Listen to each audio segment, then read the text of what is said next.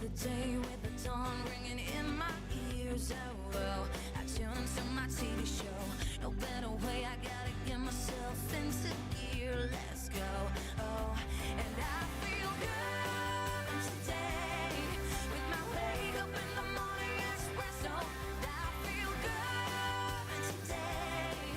It's my feel good breakfast show. Welcome to it, you beauties. It's a Monday morning, the start of a brand new week and possibly the start of the best day of your life. In fact, we're going to start on a celebratory note this morning, so welcome to it. Hopefully we're going to inspire you for the week ahead as we meet the 2023 top matric achievers, Kelly, Grace Prowse and Kenneth Jansen, to find out how they aced this final year. What was their secret to their success?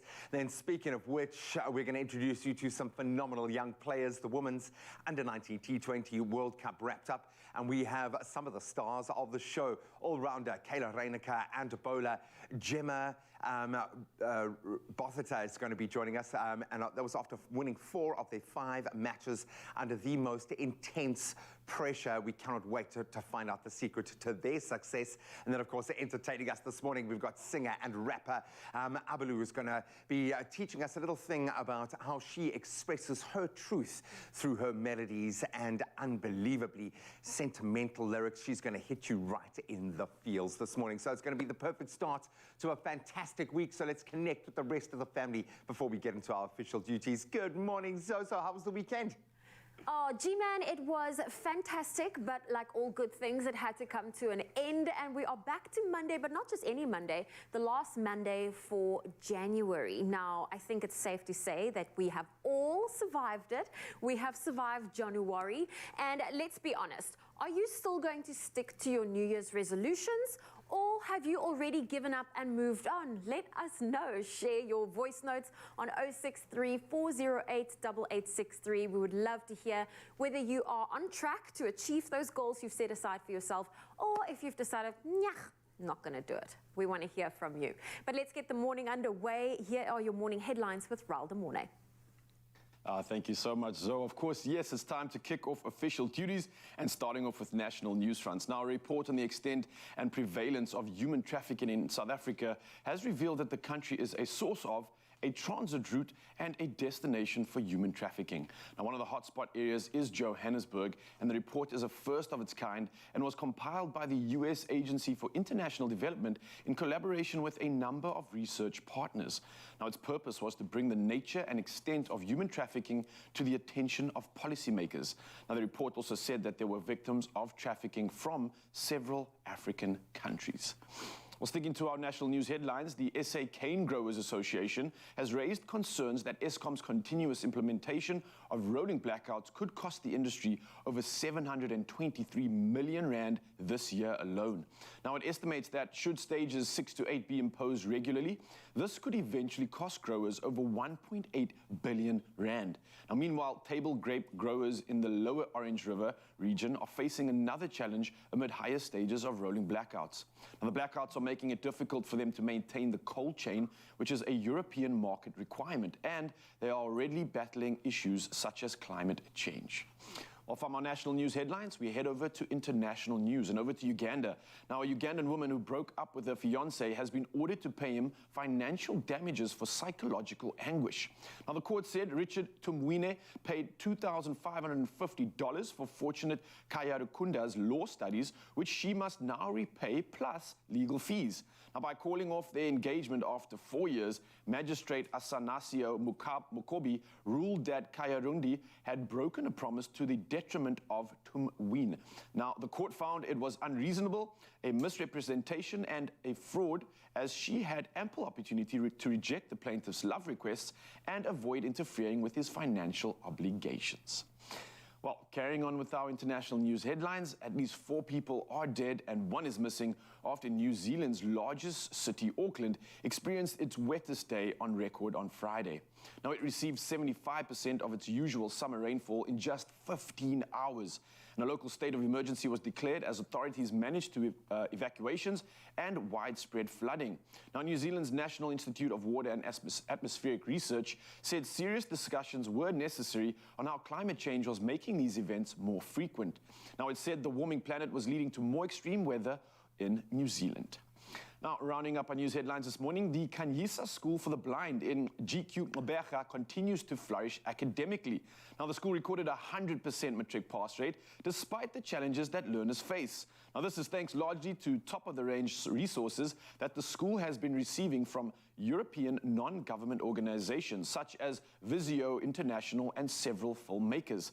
Now, 20-year-old Onenkosi Ndongeni gained 4 distinctions and wishes to study clinical psychology. Now, Ndongeni believes the investment program at the school contributed immensely to her success. Now, a quote comes through saying, "There's nothing stopping me now. My aim's to study clinical psychology.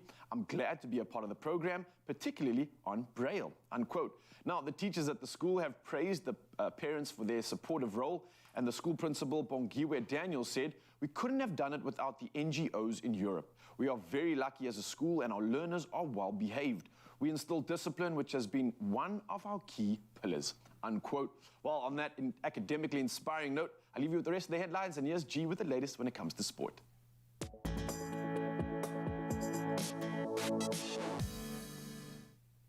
Surprisingly positive there this morning when broaching the sport. Ryle, let's see if we can take the sting out of that tail for you this morning. Let's start with cricket, though, and very positive news from a South African perspective. Temba Bavuma was on fire yesterday. He struck a magnificent 109 in 102 balls to lead the Proteas to a superb 5-wicket victory over England. That was in their second ODI to ensure his team now takes an unassailable 2-0 lead into the 3-match series. Now, Bavuma was ably supported by a 49 from Aiden Markram, with master finisher David Miller doing what he does, smashing a 58 off just 37 balls to end off the game with a superb run chase. Then earlier, England posted 342 for 7, pretty imposing total. Joss Butler ending on 94 not out, but it wasn't enough for South Africa. Ensured victory with 5 balls to spare. Then on to tennis, another record under the belt for Novak Djokovic. He won a record extending 10th Australian Open title and a record equaling 22nd Grand Slam men's title by using all of his talent and the unbelievable grit, I think. He showed his championship quality to see off Stefanos Tsitsipas in an incredible encounter yesterday. The Serb started strongly, then he was forced to dig deep in that second set on his way to a 6-3, 7-6 and 7-6 victory. The 35-year-old, who draws level with Rafa Nadal now in major wins, will return to the world #1 spot in the process. Then in the women's final, Aryna Sabalenka won her first Grand Slam singles title by fighting back to beat Jelena Rybakina in an absorbing contest, but showcased the power of both players. I think the 24-year-old Sabalenka triumphed 4-6, 6-3 and 6-4. Then on to rugby news. The Springbok Sevens team were completely outplayed, sadly, in the final of the Sydney Sevens as they went down tamely 38-0 to New Zealand. Now, the All Blacks, they opened the scoring after just 1 minute and never looked back. They reached the halftime mark with a 17-0 lead and then went on to add another 21 points in a stellar seventh half to seal that emphatic victory. The result also means that New Zealand moved to the top of the standings, now 9 points clear of South Africa after the 5 tournaments so far. Then on to football. FA Cup holders Liverpool continued to struggle this season after losing 2-1 to Brighton in their 4th round of the FA Cup. The Reds opened the scoring through Harvey Elliott. Then Lewis Dunk equalised on the verge of halftime with pretty much the last kick of the game as Karum Tima smashed home from close range. Then Man City overcame Arsenal 1-0 on Saturday in a heated affair as Nathan Ake proves to be the unlucky match winner there. And then crosstown rivals Man United, they are also through after beating Reading 3-1. Casemiro with the brace there, while Fred also added the 3rd. Well, that's where we leave our sport for now. Let's take in the weather at the start of a brand new week, see what we got in store.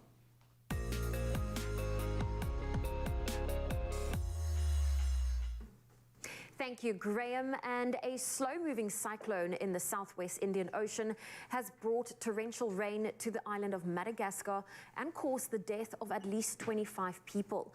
The erratic movement of Chiniso, as it has been named, caused the storm to spend days over Madagascar, all while dropping torrential rainfall together with gusty winds. Madagascar's National Bureau of Risk and Disaster Management reported that some 80,000 people were displaced due to flooding and about 50 residents were considered missing or dead. Authorities warned that heavy rainfall and landslides have hampered the response to communities that are cut off from aid groups. Earlier, the KwaZulu-Natal Sharks Board removed shark safety gear along the north coast, prompting the closure of 3 beaches as weather authorities closely monitor Chiniso. Well, for our first update this morning and this week, we look at those sunrise views that you share.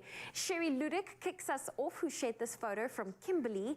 Look at that beautiful view of the sun peeking through and lighting up her front yard. Then we have Clive Lambert, who shared this view of the pink and orange clouds glowing across the Durban Ocean.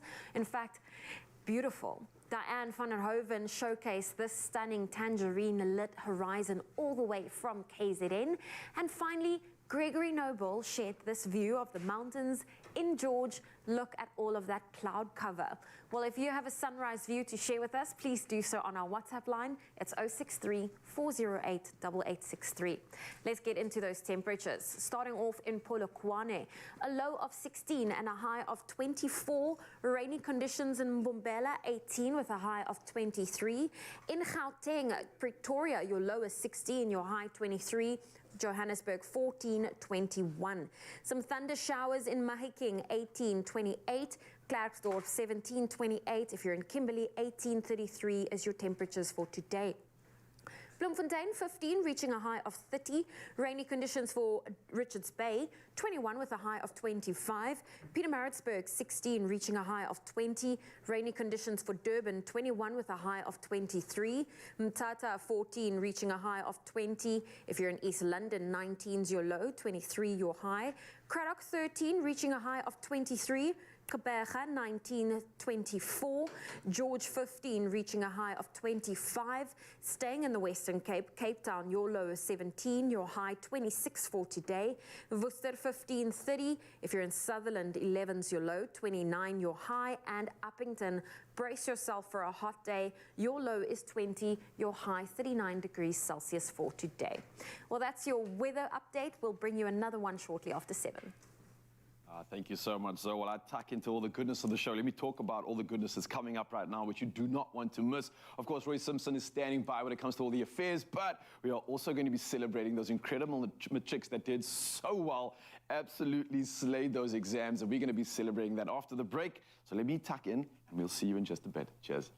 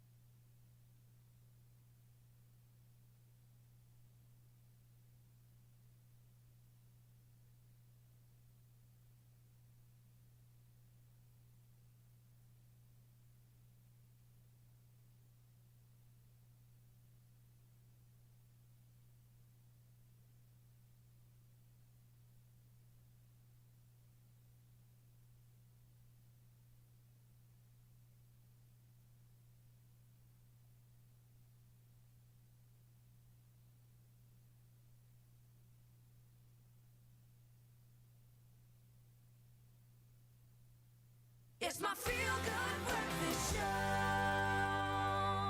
Welcome back, you beautiful souls. Thank you so much for keeping it locked. Yes, the start of a brand new week, an opportunity to be inspired, but also an opportunity to catch up on what's been going on. A new week brings a host of new stories, getting the nation talking for good or for bad, and that's why we thought we'd set aside just a slice of our morning to delve a little deeper into the most recent news with the experts in the field. And today we are joined by one of our favorites, seasoned news editor Royce Simpson, as we discuss some of the biggest headlines on the front pages of newspapers across Mzansi. You smile so positively at the start of these discussions, yet we know what's coming, Roy. So thank you so much for being that energy. And of course, we'd love for you to weigh in. If you want to join in on the discussion, share your thoughts, your insights on our WhatsApp line, 063-408-8863. First story, any guesses, any guesses? Surprise, surprise, load shedding. So we've seen an 18.65% electricity hike by NERSA, and this seems to have cemented the plans for Cape Town and Johannesburg, at least, to push back. We've got a plan to reduce the stages of load shedding. Is this a viable plan? Are we on our way? Is this the big shift that we are waiting for? Are we being empowered as the bottom-end consumer to see a different reality, or is this just part of the politicking? How do you feel? Mixed bag. Johannesburg's 400 million rand plan, for example, it's not really designed to reduce the actual dependence on Eskom. It'll reduce load shedding, but it's all designed to have remote control of people's electricity consumption so that they'll be able to turn off geysers and things like that. But we know that the city has an ambition to rid itself of Eskom. Yeah. Absolutely. And Cape Town's well on track. It's definitely forging ahead to wean itself off Eskom.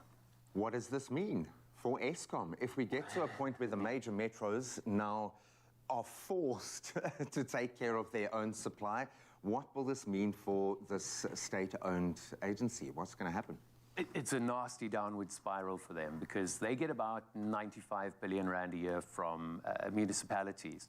Now, between Joburg and Cape Town, they pay a third of that, so 30-something billion rand a year.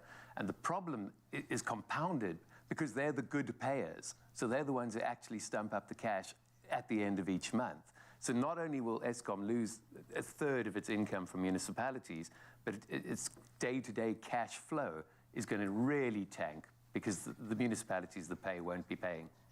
What does this mean about the grey areas? And we're going to have to talk about corruption in a sense because we speak about it as it applies to almost every state-owned enterprise, yet we seldom get to a point. It almost feels like there's more onus on getting those ratepayers, those that haven't paid up their bills, to pay back. Will we ever see a comeuppance for those that have stolen money, in particular from Eskom, through this journey? Do you think we'll ever get to a point where there is an outcome on that side, or is this likely just to dwindle away and be overtaken by bigger news?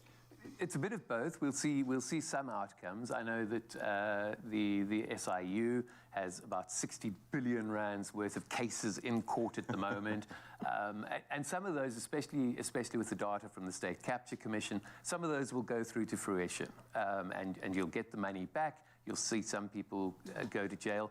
But I think it's going to be a little like the arms deal case, where sort of Tony Yangeni was individually and all by himself thrown under the bus. Yeah.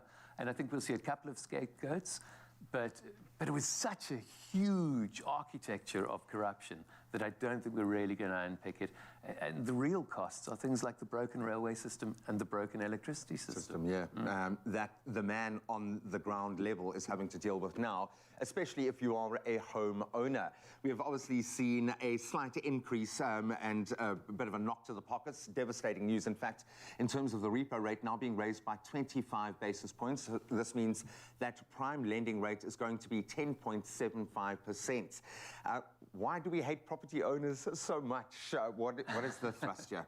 It's not only property owners, although admittedly, if you've got £1 million bond, you're paying, what, 1,800 more than you were a year ago. That's substantial. If it was a basket item like an avocado, you'd go, it's gone up by 27%. But it's all lending, because everything gets benchmarked against the prime lending rate. And when Lesetjo Kganyago, the governor of the Reserve Bank, was explaining the rationale behind this, It's like there's this web of interlinked, competing things, pulling towards inflation and pulling against inflation. And they're all nicely balanced, broadly speaking. But in the center, like this huge poisonous spider, is, of course, Eskom and its problems. So it's inflationary all by itself with the 18.65% increase, but it's also pushing other inflation, food price inflation especially, he mentioned. And they're not sure that they can control that. The only tool they have is the overall repo rate. So what they've done is they've edged that up. And remember, it was a 3-2 vote. 2 people wanted to see it go up all the way to 0.5, which would have made 11% as the prime lending rate. So it's that. It's just we're in this situation where, with things generally balanced both locally and globally, we have this problem sitting in the center that's just dragging us down. Kganyago said, for example, that the electricity crisis alone was probably costing us 2% growth. That's huge. That is massive. Let that sink in for just a second as you think about all of the solutions we're going to come up with for these challenges. You mentioned a global perspective. We're going to get into some of the headline news that is breaking overseas, a couple of heartbreaking stories to delve into. Stick around. Oh, thank you, G-Man. Well, it was just the other day that this also made headlines. I'm talking about the matric results, and against major disadvantages and disruptions like the COVID-19 pandemic and load shedding, a few learners have been able to rise above and not only achieve a bachelor's pass, but become the top learners in the country. Now, we are joined in studio by 2 of the top learners in the Western Cape, Kelly Grace Prowse, and top learner in the country, and also #1 in mathematics. We're also joined by Kenneth Jansen, who placed 3rd in the Western Cape. Good morning to the top achievers. Good morning. How's it feeling? Yeah, very surreal. Do you feel like the results have sunken in? I mean, how does it feel to be back in your school uniform? I wouldn't say the results have sunken in. It's been mayhem sort of these last 2 weeks since the release of the results. So I don't know that I've had much of a chance to catch my breath yet, think about it all, but it's been a wonderful experience. Well, I hope the 2 of you are extremely proud. Kenneth, how are you feeling sitting on the couch right now? I'm still a bit dazed. I woke up very early to come in for a ball. I'm just glad I'm here because I think I took the wrong turn quite a few times, but as I said, I am here, so, but no, I'm very privileged to be here. Thank you. That is incredible, because I think there's a lot of students that feel like, oh, I've taken a wrong turn, I've made the worst decisions, but you're proof of that, along the way you can turn things around and you can still achieve those results that you want to. Kelly, I'm going to put the spotlight on you first. Being tied #1 in the country, how... I feel like this is probably the question you get the most, but how did you feel when you heard the news? Quite shell-shocked, actually, but flabbergasted by it all. I obviously, having received the phone call, just to be there was already very exciting, quite an amazing opportunity. But to have gotten sort of the most prestigious award possible, I feel unbelievably privileged, went far beyond my wildest hopes and dreams, but yeah. It's been incredible. Well, that is amazing. And I mean, Kenneth, you guys had quite a difficult road ahead of you, given everything that happened. A couple of years of, changing the landscape of how teaching was due to COVID-19, then add to that load shedding. How does it feel knowing that you were able to achieve those results despite all these obstacles that were thrown your way? I think it is very encouraging if we were able to achieve what we achieved with the obstacles we had to face. Then, I mean, when things are easier, I think that has to serve as inspiration for those that don't have to face COVID or hopefully don't have to face load shedding as much. Yeah. I mean, if we could do it with those obstacles, then there's no reason that anyone else can't do it as well. Definitely. And I mean, you mentioned earlier that you've made a few wrong turns, but how did you correct the course? What was your strategy? Sure. How did you change it? Because I think there's a lot of students that watch a little bit of Expresso first thing in the morning before heading to school, and they add a lot of pressure to themselves. But how did you turn it around for yourself? I think it was definitely necessary at one point to turn around. I think there were a few wrong turns.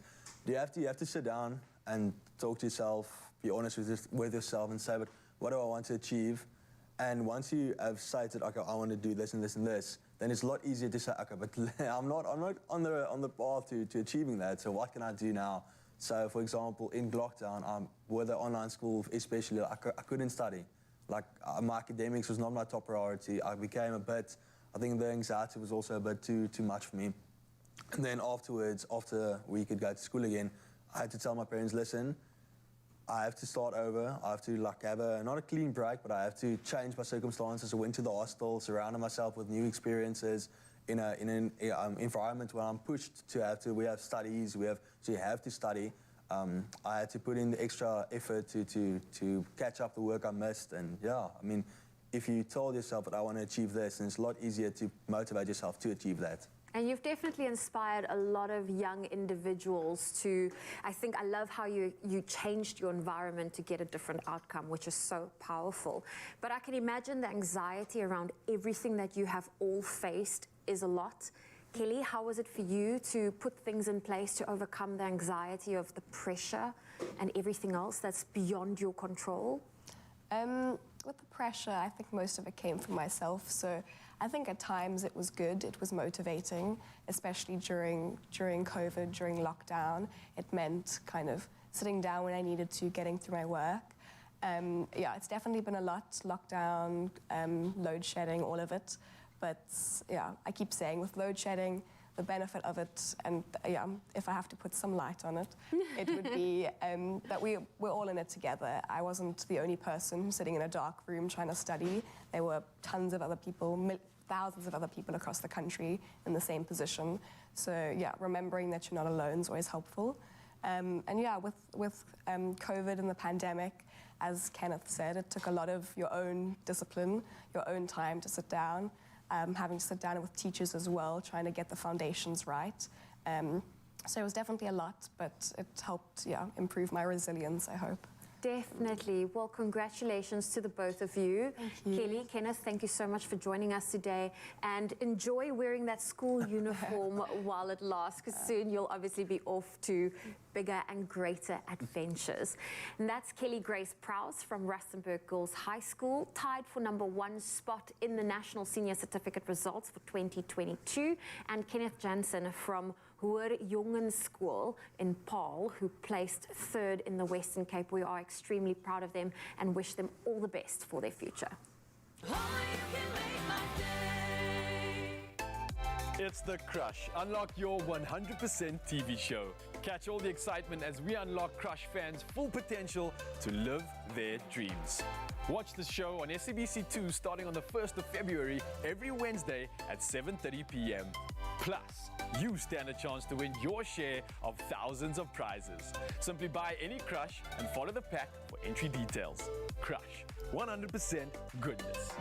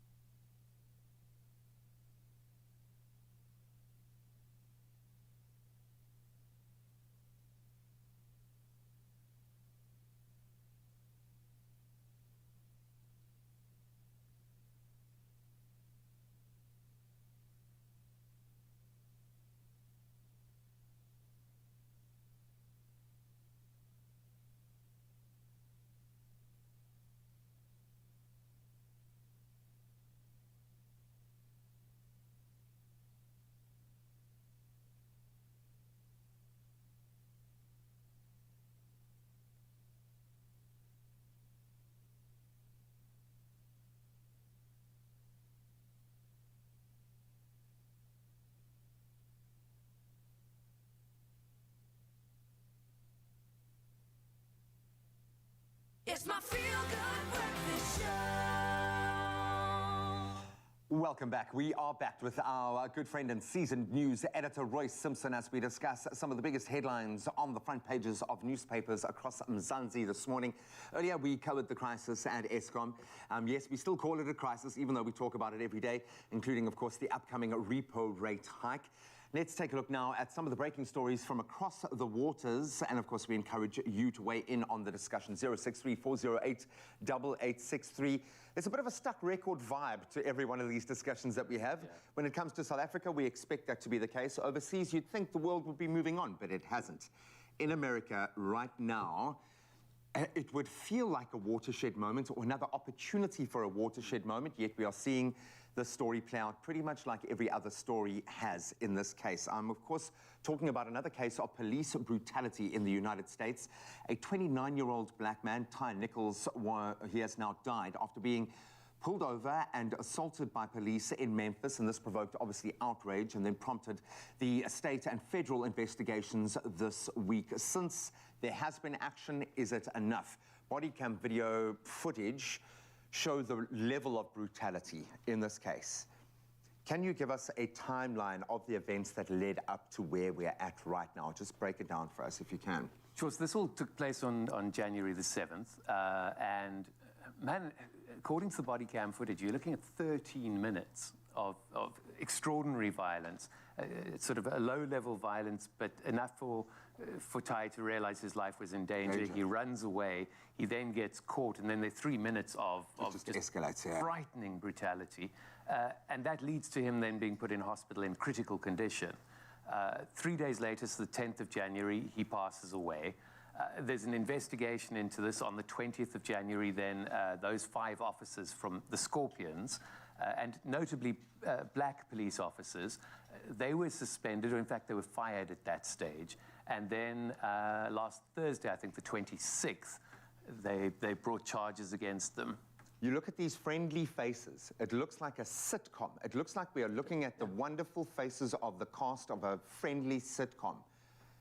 How is it possible, in your understanding, in your heart of hearts, if you will, why is this happening to the degree that it is? We love to paint this with a racial brush, but there is another mechanism at play here. Clearly, what is going on? Absolutely. In fact, I think the issue of race has now been taken out in this particular case, and it leaves us with endemic, systemic brutality and violence inherent in that system.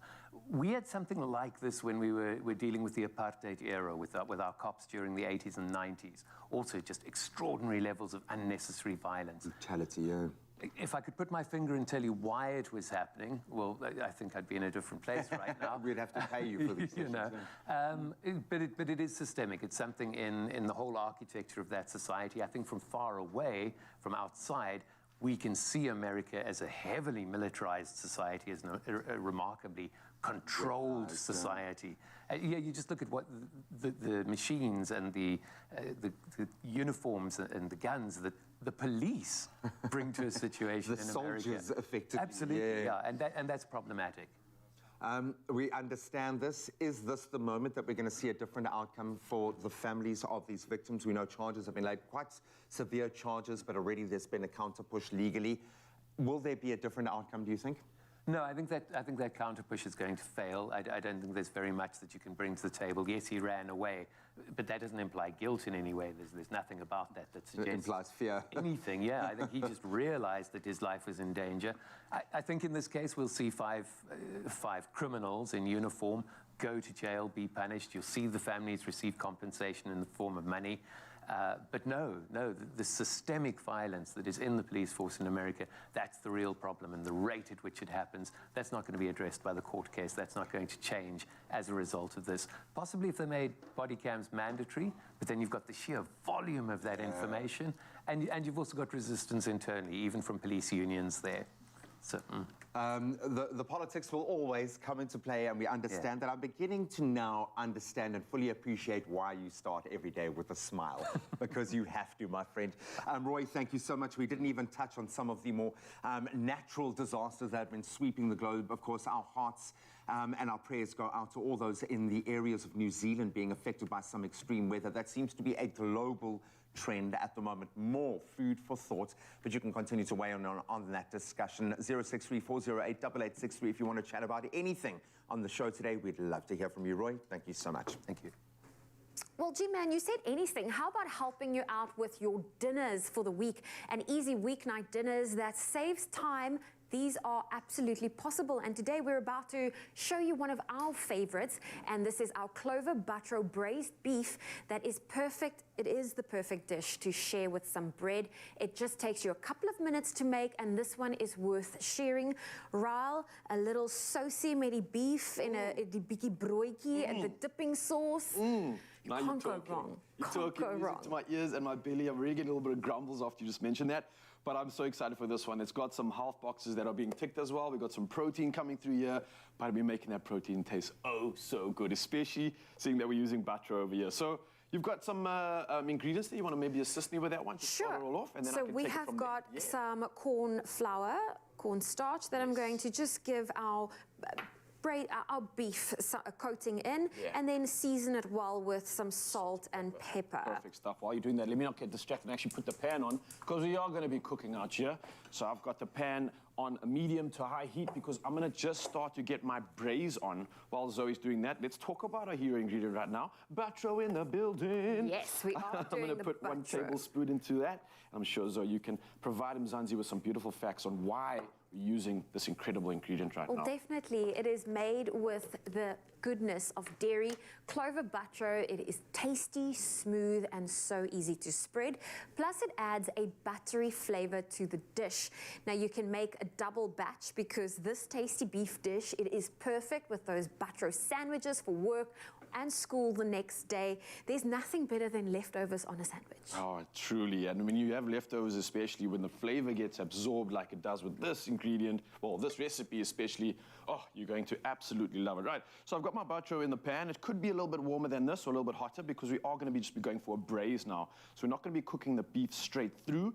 Another thing though, and a little tip, if you are pressed for time, instead of using beef, you can opt for like a steak instead. So steak strips will cook a little bit quicker on this one. So if Those you are... minute steaks, Yeah. you just buy those minute steaks, cut it up, because that's a lot thinner and it goes quicker. 100%. And I think some of those minute steaks are actually tenderized as well. So that obviously speeds up the process of getting a braise on. So you would want to hear a little bit of a sear here. I don't have too much of that, so I would like to have my pan possibly a little bit hotter for this one. But the sear isn't too crazy because, again, we are going to be having another round and opportunity to absorb some more of the butter and all that delicious flavor into this dish. Let me tell you about it. So let's pretend that we've gotten our braise on and that's finished because it's going to take a little bit longer here. This is TV cooking. TV cooking, yes, so just be prepared. You want to have some more heat in your pan so you can get that braise on. But it looks like we're actually pretty much getting there. It's not too bad.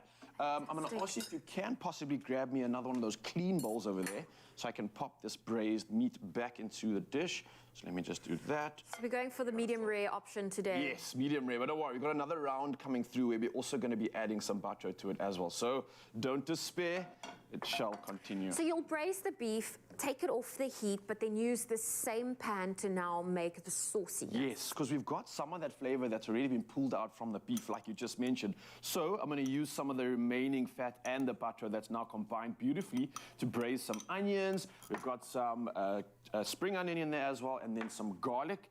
And we kind of just let that get its braise on before we add the rest of the ingredients. Just let it sweat out a little bit.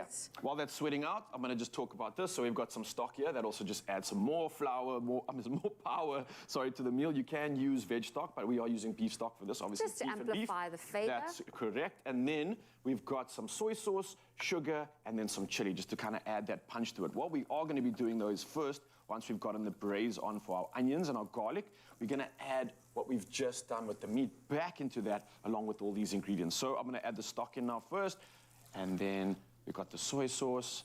And that will slowly reduce, thicken up, as Yeah. well as get that sauciness that we want. Now, I went and grabbed a knife because I feel like if we're going to be serving it with some yummy little pieces of toast, we need to add some buttero too. Beautiful. Yes, Oh, please bread. bring it on. Just to show you how easily spreadable it is.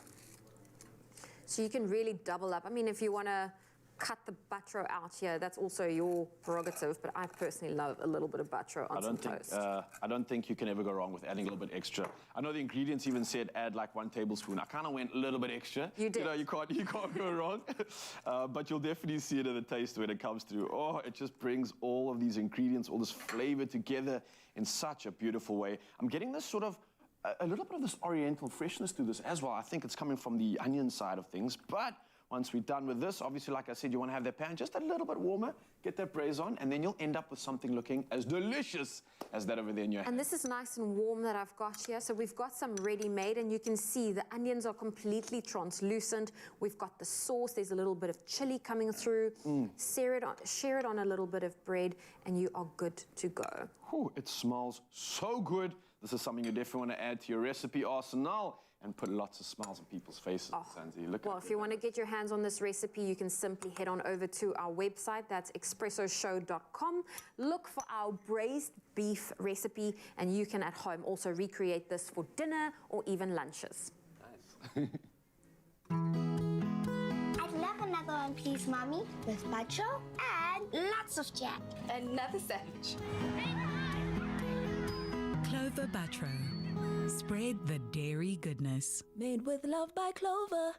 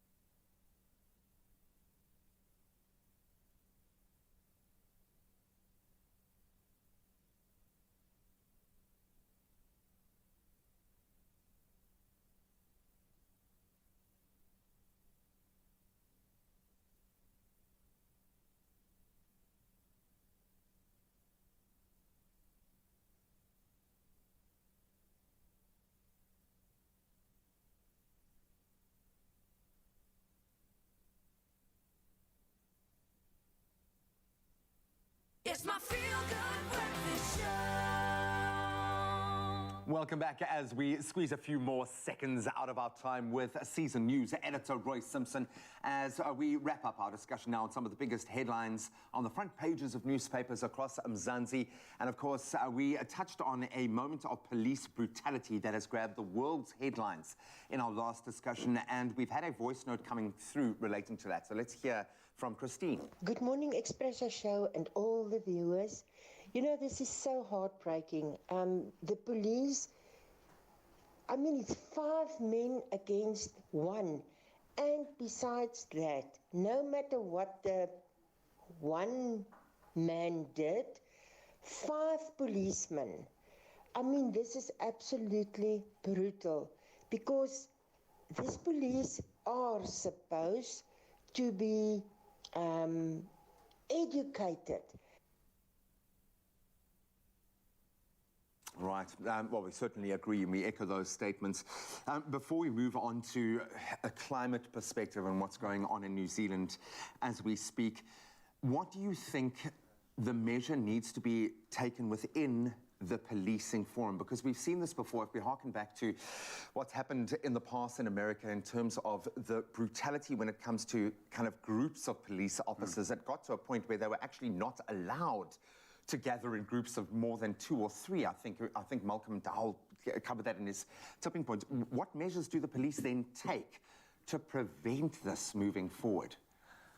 I think it's always that question of who watches the watchers. So we've got IPID here, for example. They've got internal affairs over there. I think those structures have to be strengthened. I think to imagine that somehow you're going to train this out of people in a short space of time isn't necessarily going to be the outcome or get you the outcome that you're looking for. I think you need consequences. I think the police need to know that they're being monitored and that when they step out of line, there will be consequences. And I think that's global, yeah. And I think that might happen in this case. I think many eyes are going to be looking at that. Of course, I have been talking about the crazy weather that has had the globe in its grips. We focus on particularly on New Zealand's largest city, Auckland, declaring a state of emergency after torrential rain prompted widespread flooding and evacuations last week. And in fact, local media reported that fire crews have fielded over 1,000 calls for assistance. In fact, the New Zealand Defence Force has been helping with evacuations. Is this normal weather for this time of the year, or is this far more extreme than they would expect at this time? Far more extreme. I mean, it's 249 millimeters in 24 hours. It's an extraordinary outpouring of water. But no, in terms of their cycle, their meteorological cycle, they're a winter rainfall area. I mean, it's New Zealand. The amount of rain differs less than you'd expect. Yeah. But no, if you look at most of the floods, they had huge ones in 1878 and 1978. Those were in October. They had floods in 2015. Those were in July. They had floods in 2021. Those were in June. So you're looking at early spring, the middle of winter. Here, in the middle of summer, no, it's completely out of whack.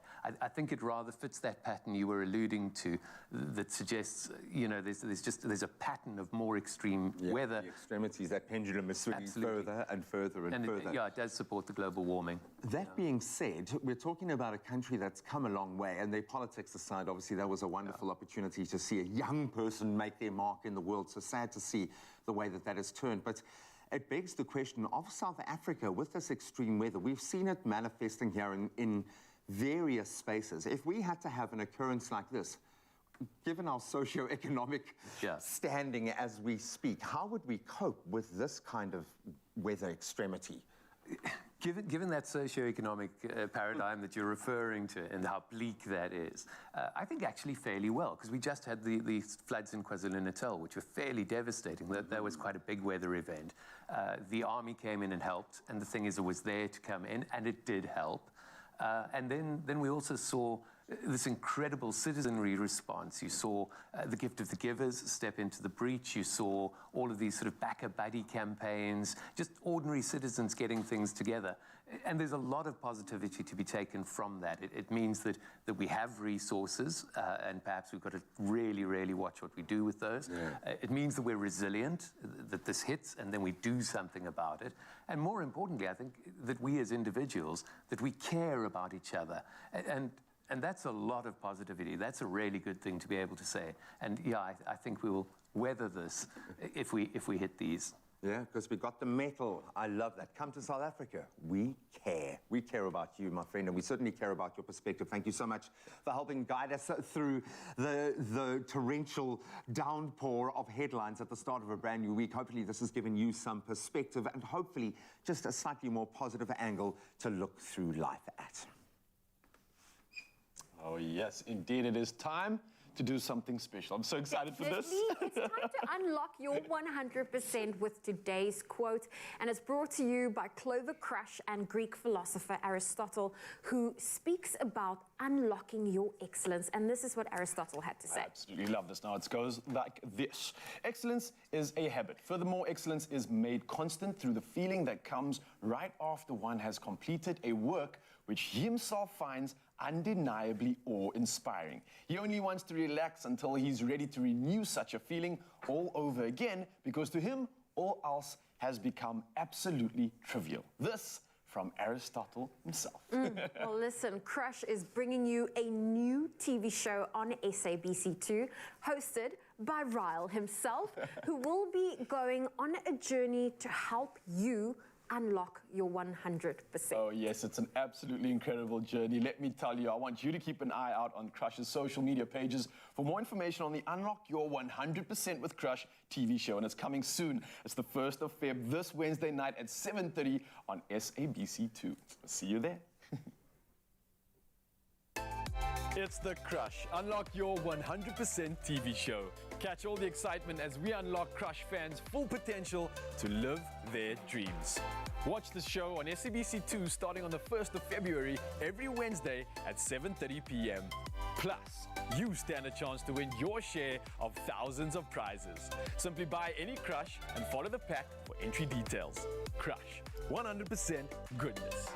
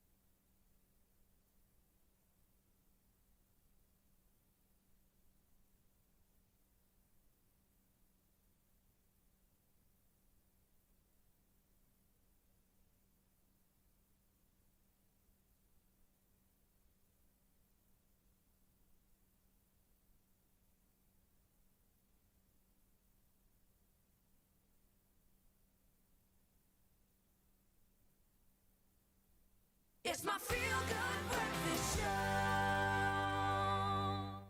Welcome back. Thank you so much for joining us on your Feel Good Breakfast Show. It's Expresso, and we are starting a brand new week, which means we need to be inspired. So we've got a couple of ladies to do that for us this morning. The inaugural Women's Under-19 T20 World Cup wrapped up this weekend with some of the best young talent in the world on show right here in South Africa. And South Africa gave a very good account of themselves on home soil, winning 4 out of their 5 matches and so narrowly missing out on a spot in the semi-finals. I'm sure they are gutted, but they should be feeling so proud of themselves. And we are joined by 2 of those stars in the team, Kayla Reyneke and Gemma Buerta. Guys, welcome to the show. Thank you. Thank you. Kayla, your smile says to me you won not 1 but 2 medals, okay? No, you should be smiling, and I feel your pain. I know that there is so much resting on, especially being on home soil, of getting to the knockouts. You couldn't have done much more except that final hurdle. Have you been able to kind of put it in perspective now? How are you feeling about your performance in the tournament? Yeah, obviously gutted to miss out on the semis. I think that was our next step, making the Super Sixes and then obviously going through semis and then finals. That was our ultimate goal, to win the World Cup. Oh. But obviously gutted, but super proud of the girls. I think we left it all out on the park. Yeah, I think we gave it our all. And you've got to go through these lessons, as awful as it is, and as how many people are going to tell you this every time you lose? Oh, you've got to learn the lessons of loss, but you have to. You've got to develop the mental fortitude so when you do get tested, you've got that strength. Gemma, that being said, this must have been a very big moment for you. You are only 15 years old. Okay, and I said with all due respect, because you've achieved so much being so young. How does it feel representing your country on home soil, nogal? What was this experience like? I mean, it was unreal to, have your family standing in the crowd, wearing your shirt with your surname on it, with your number. It just felt like a dream. I've been dreaming of playing for my country since I was 2.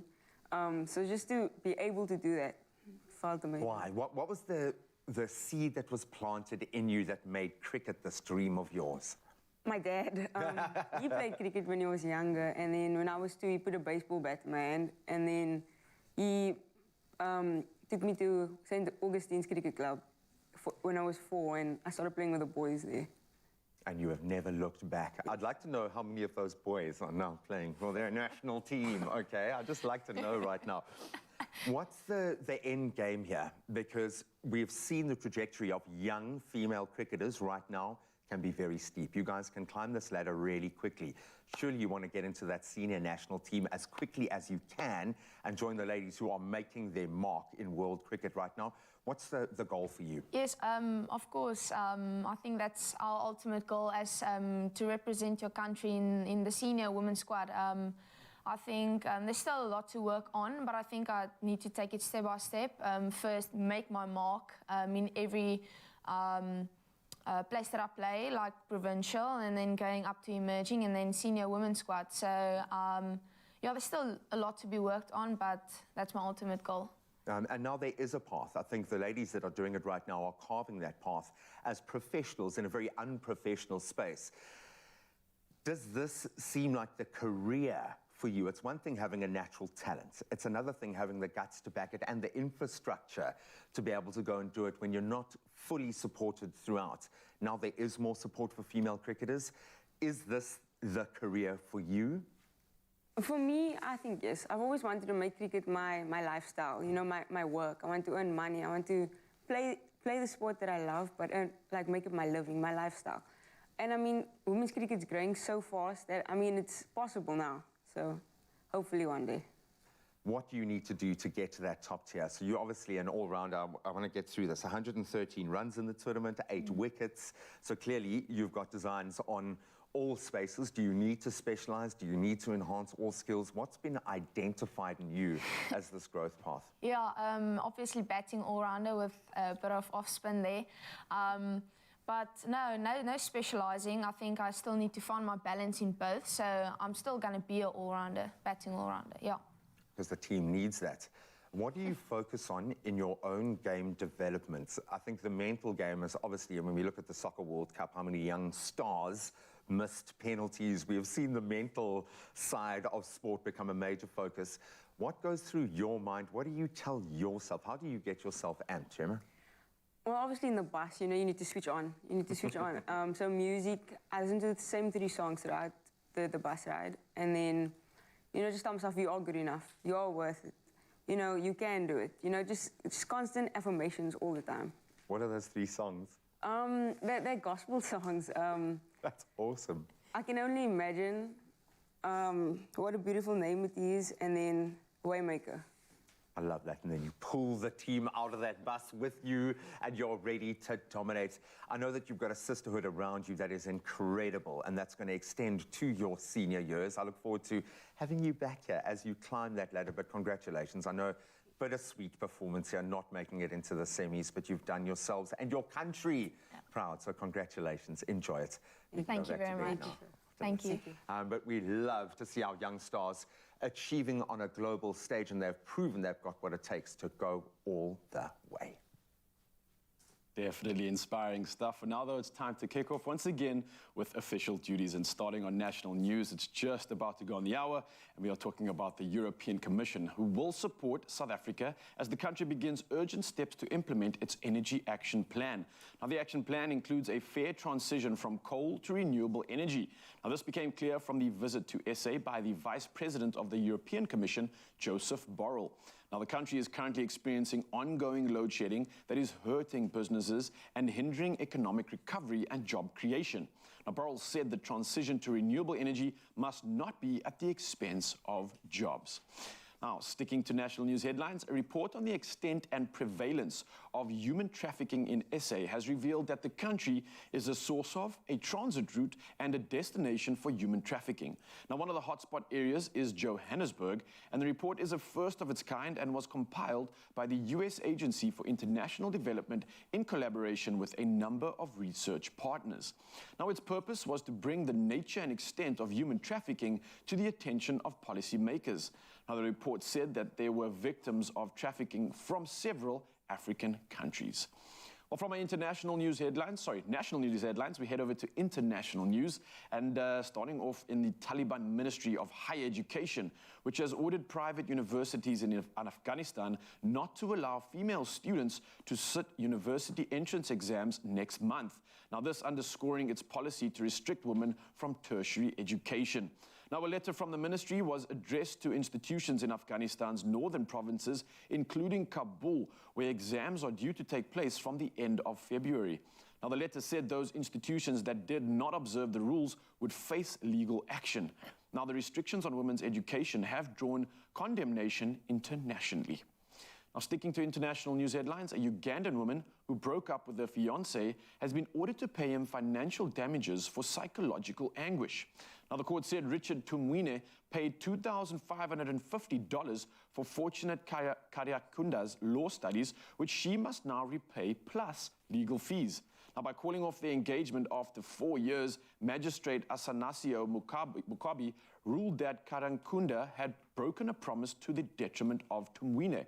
Now, the court found it was unreasonable and a misrepresentation as well as a fraud, which as she had ample opportunity to reject the plaintiff's love requests and avoid interfering with his financial obligations. Well, on news of a lighter note, a puppy bus in Alaska has captured the hearts of millions. Now, Lee and Mo Thompson, who run a dog walking business, shared a glimpse of their dog walking sessions with the difference on TikTok. Now, they organize 3 leash pack walks daily and actually collect their canine clients. Now, needless to mention, it's now a viral video, and it shows them picking up dogs at several stops in Alaska's Skagway with over 50 million views. And the video shows dogs hopping onto the bus and taking their designated seats in orderly fashion.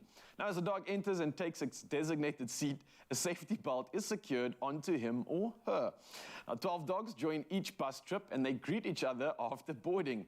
Now, they're seated based on each's personality, age, as well as manners. For instance, the younger dogs stay in the licky puppy corner, where they often spend their time, and unsurprisingly, licking other pups. Now, with cuteness levels off the charts, we are absolutely sure that their business will be growing exponentially. Well, here's the love we have for our canine friends, and of course, the rest of the headlines. And here's G with the latest when it comes to sport.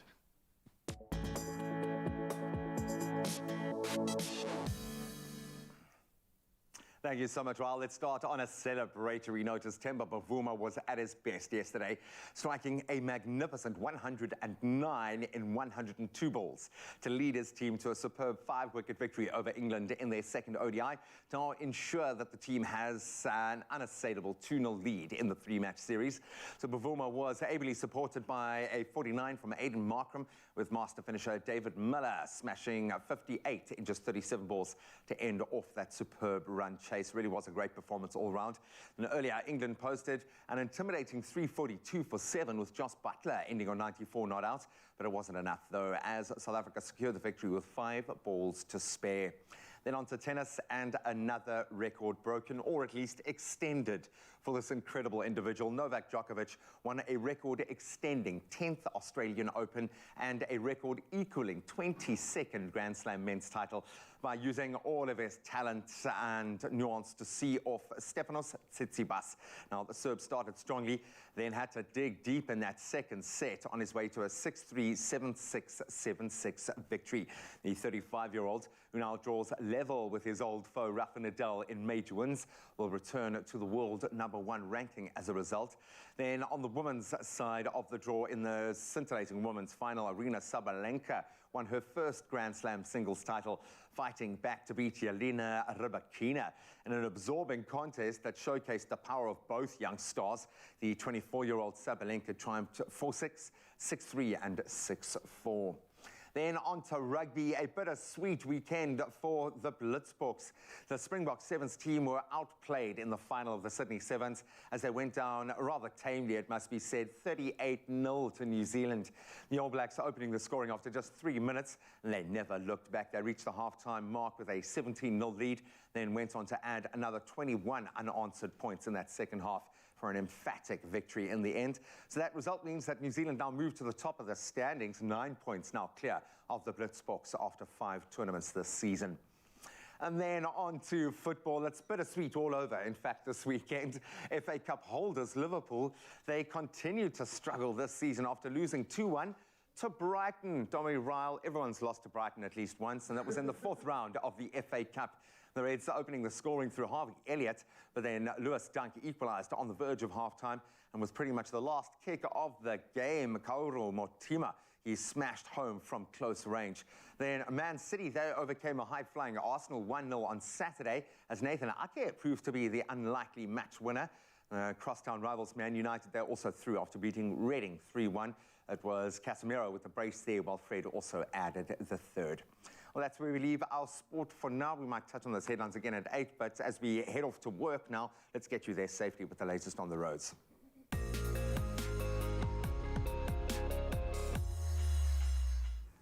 Thank you, Graham. And we start off with traffic in Cape Town, Langa.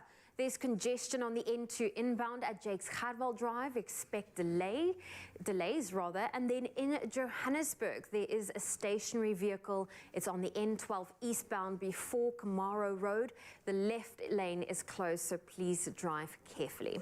And that's your traffic for this morning. Let's take another look at your weather.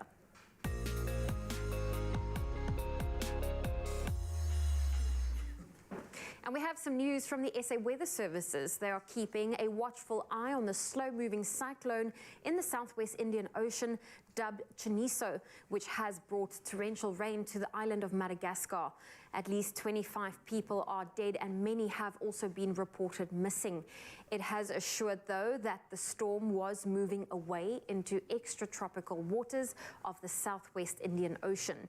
Meanwhile, the Weather Service has also issued a yellow level 4 warning for disruptive rainfall over Gauteng, the extreme eastern parts of the northwest and the western highveld of Mpumalanga. Moreover, a yellow level 2 warning was issued for severe thunderstorms with heavy downpours, damaging winds and lightning over the Free State, the extreme southern Limpopo and the western part of KwaZulu-Natal.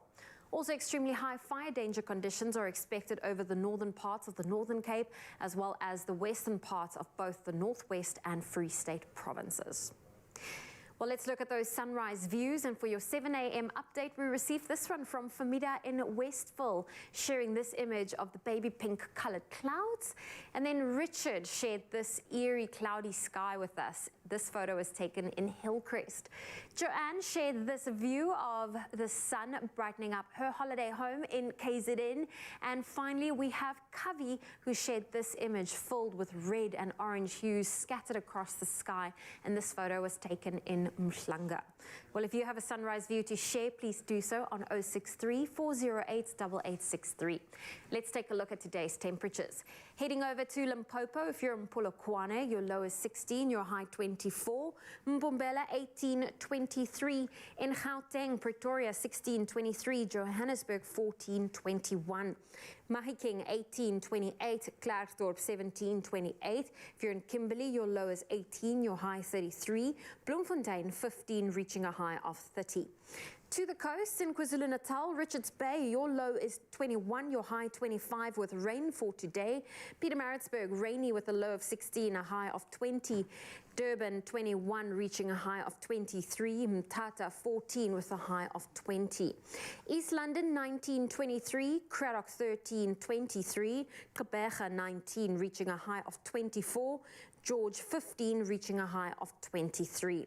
If you're in Cape Town, 17 is your low, 26 your high. Worcester 15, reaching a high of 30. Sutherland 11, 29. And Uppington, your low is 20, your high 39 degrees Celsius. And that's where I leave your weather for now on your Feel Good Breakfast Show. Thank you so much, Zoe. Of course, while the temperatures are heating up, we're also going to be heating up things on the show, and quite literally so. We're heading to the kitchen. We've got a veggie bake coming at you, which is oh so delicious. And on top of that, we're going to turn it up even further because Abalu is in the building about to serve us and do something special. But we're going to find out more about her in just a bit, so don't go anywhere, Mzansi. We'll see you there.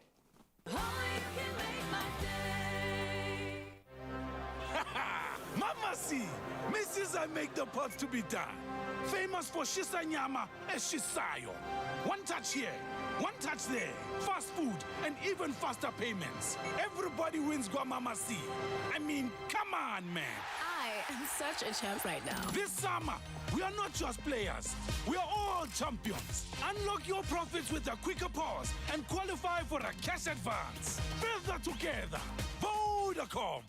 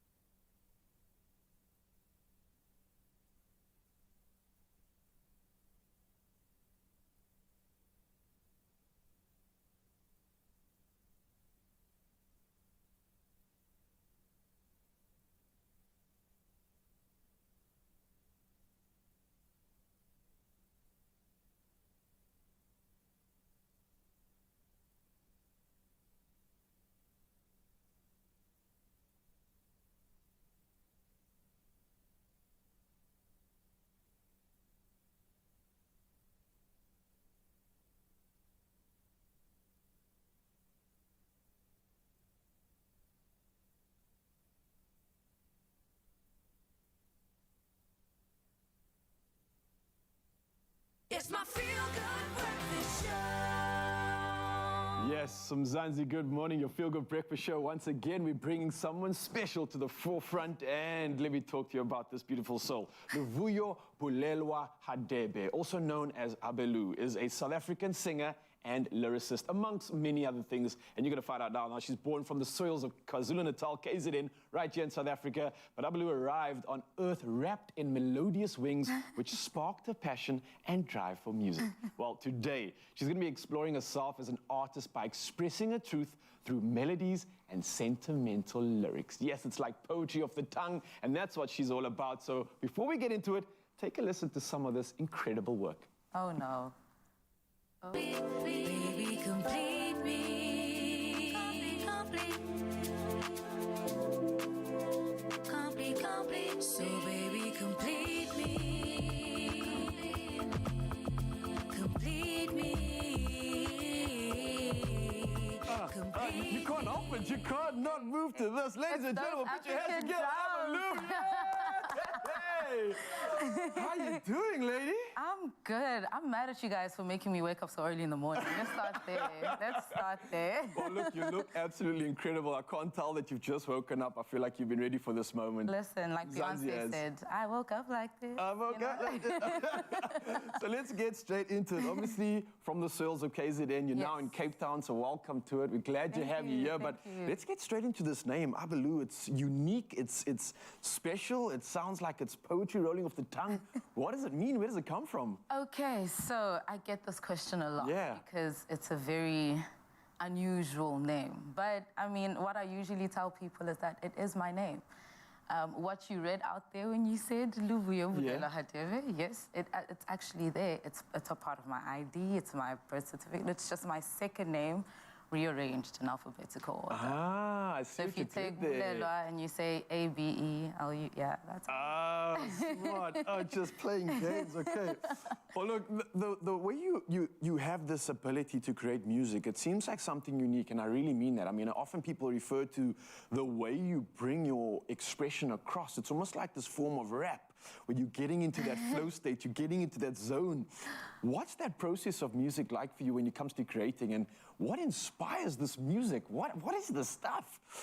It's actually quite, yeah, I mean, I feel like I've grown up, you know, listening to all different genres of music, you know, but I think what was fed into me by my older brothers, of course, was rap, hip-hop, you know what I mean? So I would say that I had a lot of exposure in that, you know, but I mean, like, I always loved me some Beyonce, you know, some Jennifer Hudson. I can feel it. You got that queen energy. I can feel it on you. I can feel it. So, I mean, like, you know, so I think within immersing myself into that and developing my own love for music as well and my singing as well, I was like, okay, no, there are specific, I can combine the two in my own way, you know, and it's still something that I'm still actively really trying to improve on in terms of, like, for instance, putting my lyrical rapping skills out there in music.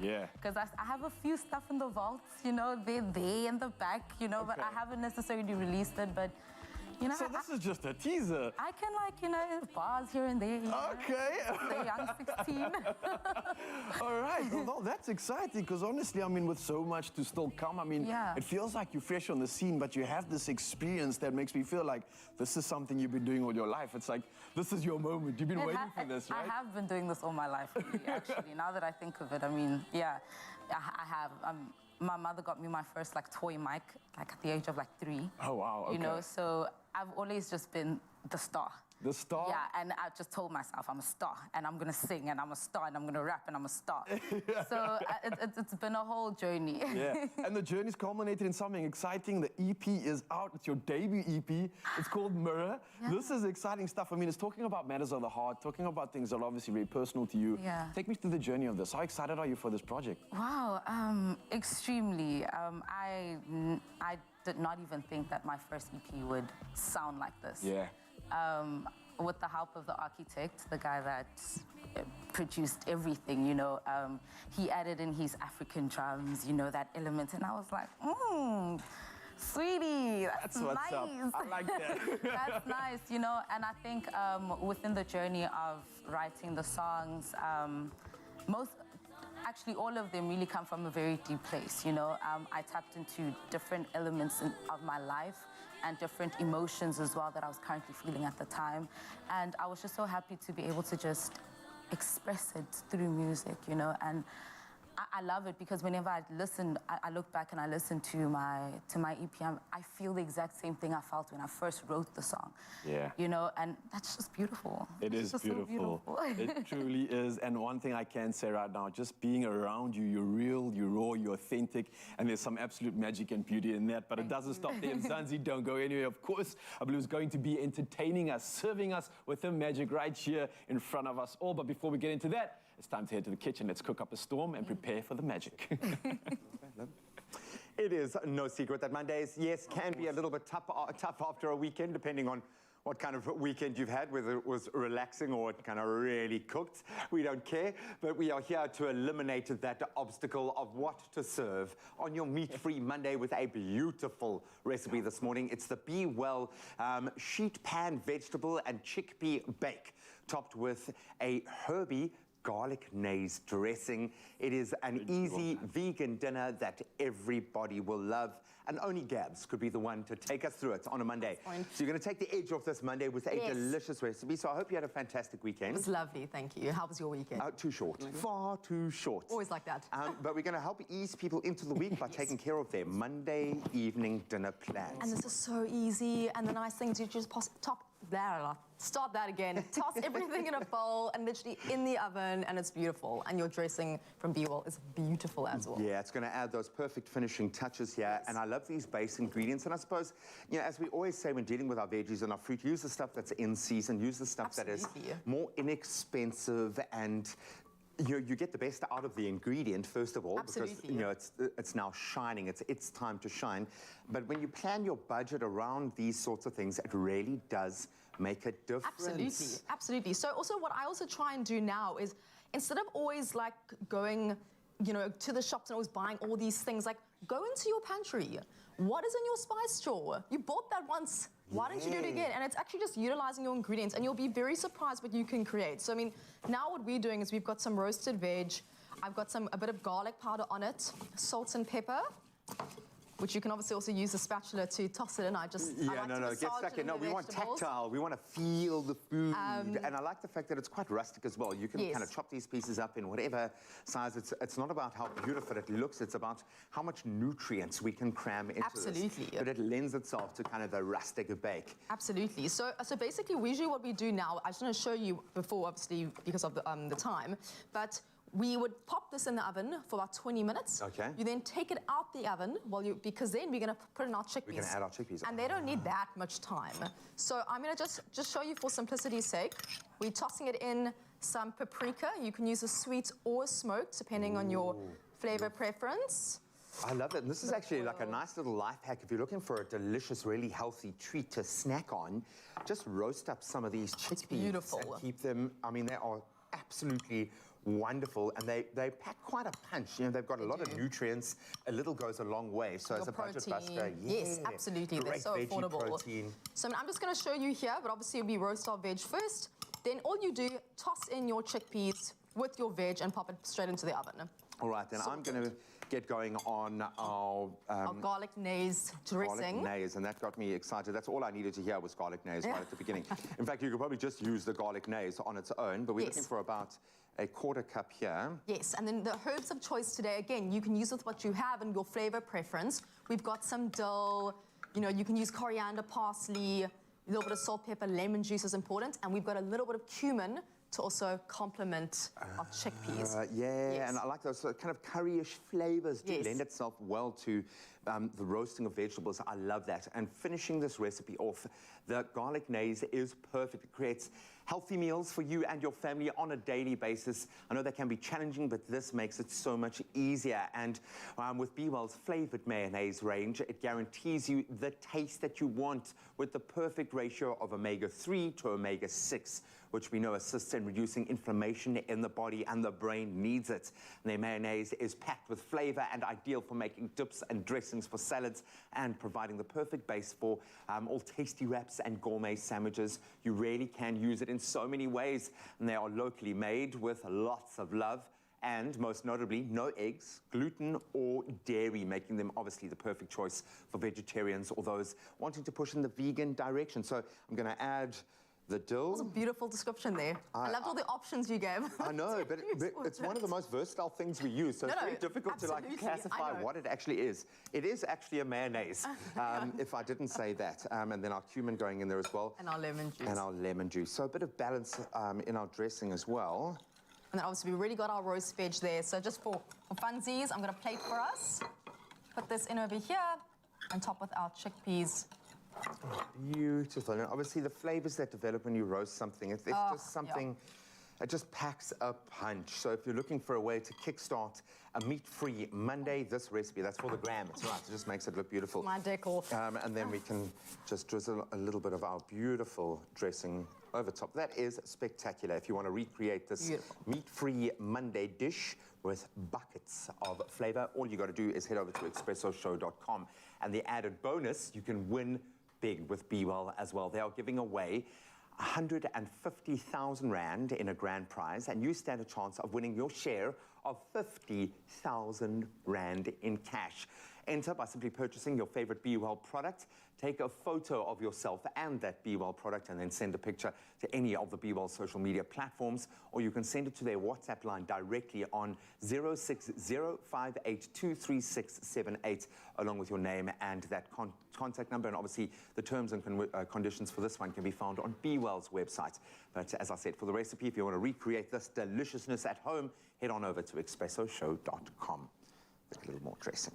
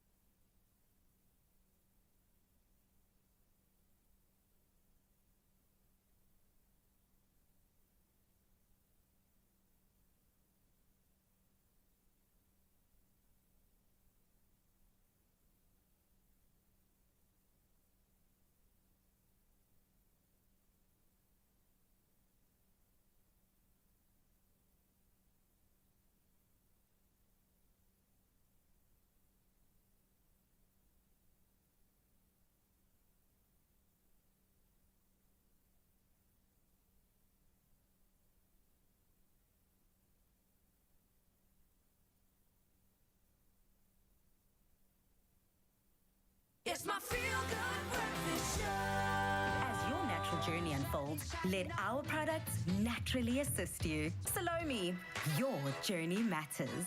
Available at pharmacies nationwide. Well, welcome back. It is your feel-good breakfast show, Expresso, on S3, and women all over the world have different or shared experiences when it comes to PMS. So here to educate us on the symptoms and the treatments of PMS, because we all deserve that self-care, is Salome CEO Boitumelo Sibambo and manager of Life Day Spa Century City, Monique Botha. Ladies, it's so great to have you here. Thank you for having us. Good morning. Good morning. Good morning. Boitumelo, I'm going to start off with you. When it comes to PMS, exactly what does it mean? Because I think there's a lot of people poke fun. It's like, oh, peeved at men syndrome. But no, there's a lot more to it. It is real. What are some of the symptoms we as women need to look out for? One, it is real. So PMS, otherwise premenstrual syndrome, is a set of physical, behavioral, and emotional symptoms that women generally experience about a week or so before menstruation begins, and they're elevated as the menstrual flow starts. It's actually quite common. About 75% of women will experience some symptom or another sometime in their fertile years. And those symptoms include fatigue, moodiness, tearfulness, anxiety, breast tenderness, all of the above. And that's generally what it is. And what can we do to alleviate these symptoms? Because it is frustrating when you feel like you're not in control of your body, but these are symptoms and things beyond your control at times. Besides accepting that we're not in control. Yes. I think one is we need to understand our bodies. I think women need to just start recording the symptoms so that when you go to a doctor, there's evidence that actually helps the doctor either diagnose the PMS, but also be able to talk to how extreme your PMS is. I think that's the first thing. The second thing is consideration for age, consideration for pre-existing medical conditions, particularly mental health conditions as well. And then also whether or not there is a desire for fertility, and then looking at whatever products you're looking at, what are the side effects there. So we at Salome, we usually recommend that people take alternative medication. There is a Salome Prement, which is used for alleviating and managing minor symptoms of PMS. And just to bring it a bit under control, because like we said, 75% of women get it. Yeah. Now, Monique, I'm going to ask you, that statistic, 75%, that's 3 in every 4 women that experience PMS symptoms. And one step closer to self-love is self-care. And at Life Day Spa, I'm pretty sure you have a wide variety of services that can help women to give themselves that self-care that they need. What would you recommend for someone that's not necessarily feeling themselves right now, but they want to give themselves that self-love that they deserve? So first of all, Zoe, for me, like you said now, self-care goes hand in hand with self-love. Absolutely. And proper self-care can help reduce, it can boost your self-esteem, it can help with physical health, it can even reduce your stress levels and anxiety. And we all know how great it feels after you've had your hair done, your nails done, even your lashes. You feel like a new person. You feel beautiful. You feel like your self-esteem is boosted. And we should feel like that every single day. So I think something that the pandemic has also showed us is our health is actually our wealth. Yeah. And we never used to put self-care high on the to-do list. But I think we realize now how important it is to be healthy and to stay healthy. And self-care now is not just a nice to have, but a must have. Yeah. Exactly. And that's so true, because when money is tight, the first thing you let go of is getting your nails done, loving yourself, caring for yourself, and that is so, so true. And also, so the treatments that you can do to help just alleviate or make PMS a little bit more tolerable is, we all know, ladies don't experience PMS the same way. We are all different. So some break out. So facial would be great for that, just to help calm down the skin and also give you that nice radiance and glow. And then some have headaches. So a massage must have, specifically an Indian head massage, just to alleviate that pain. And then some of us are just run down and tired. And we've got an amazing treatment, which is the flotation pool, which just helps to put you into that nice, relaxing state. Just saying flotation pool makes me feel relaxed already. Now, where can people get a hold more details around Life Day Spa, your location, and getting all the treatment plans on the menu? So we actually have 12 different spas, 11 nationally. So we've got in Johannesburg, Cape Town, we've got Century City and Waterfront. And then we also have in Pretoria, and we even go as far as Windhoek, Namibia. Oh, that is incredible. And for us, Boitumelo, to get our hands on Salome's products, because I think, you know, we hear these symptoms, but we forget that there's actually help for it. There's lots. So you can get them at Clicks, the Clicks Pharmacy, Clicks Online, Take a Lot. Our website, which is salome_range at .co.za. And many, many other independent pharmacies, including Take a Lot, actually. Fantastic. Well, Boitumelo, Monique, thank you so much for joining us today. And for you at home, self-care should be at the top of your list. Now, you can stand the chance to win a spa day for yourself and your bestie or partner, and that is to the value of 2,500 Rand per couple. Now, courtesy of Salome and Life Day Spa Cape Town, use that hashtag Salome Summer. Simply reply to the Expresso Facebook and Twitter pages and tell us, on a scale of 1 to 10, how bad are your PMS symptoms and how do you recognize it? That's the entry mechanism. There are some T's and C's that apply, and you can find it on our website, expressoshow.com. Heal and rejuvenate with the Salome Natural Herbal approach to treating the symptoms of PMS, as you stand a chance to win a spa day for yourself and your bestie or partner to the value of 2,500 Rand per couple. Courtesy of Salome and Life Day Spa Cape Town. A spa day must be won each day from 30 January to 10 February, so simply reply to the daily competition question on Expresso's Facebook and Twitter pages using hashtag Salome Summer. You know you deserve some spoiling. T's and C's can be found on expressoshow.com. Well, listen, self-care is just as important as self-love, and to put your fitness first, that is another way of self-care.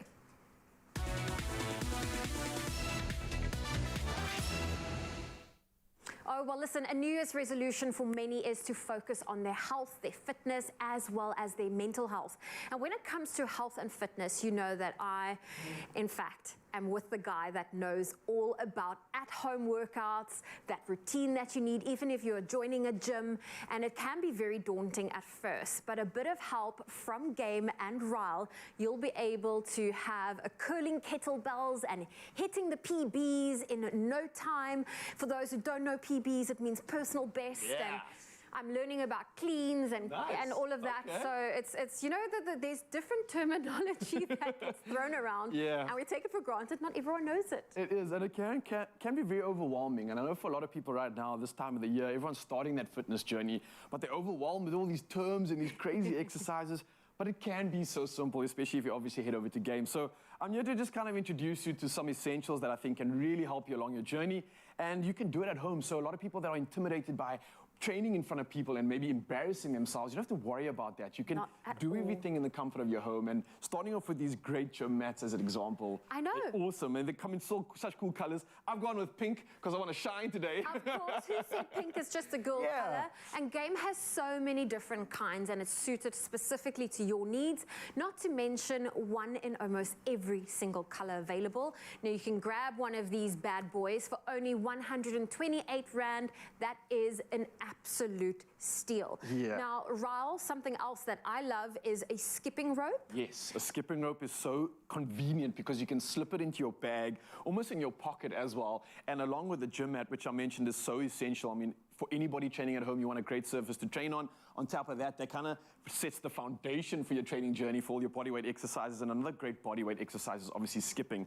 It's a great tool. These ones are obviously incredible because you can adjust the distance or the actual, like, how can I say, the length of it, right? So you've got these really cool, unique sort of screw-ons over here, which allow you to kind of make it a one size fits all for anybody using these ropes, and you can adjust it time and time again. So again, a great way to get your cardio in, obviously, is using a skipping rope, and it's very important to obviously warm up at the same time, so it's a great thing to use for warm-up, and I think it's just an essential tool just for burning and shredding fat in general. So again, anyone who wants to get their skip on, there's running versions, there's double jumps, you name it, you can do so much when you have a skipping rope, and then, like I said, it's such a convenient tool to use as well. How's your skipping skills? It's not too bad. I mean, look, I haven't fully adjusted this one yet. Let me just put the handle down, but just to show you an example, it's really, really simple. I like to have fun with it. I like to kind of like throw my feet around and play the little games, so you can kind of kick it out, you can one-legged, you can go, oh, high knees, you can really have fun with it. You can start creating a dance, you can start kicking your legs out, but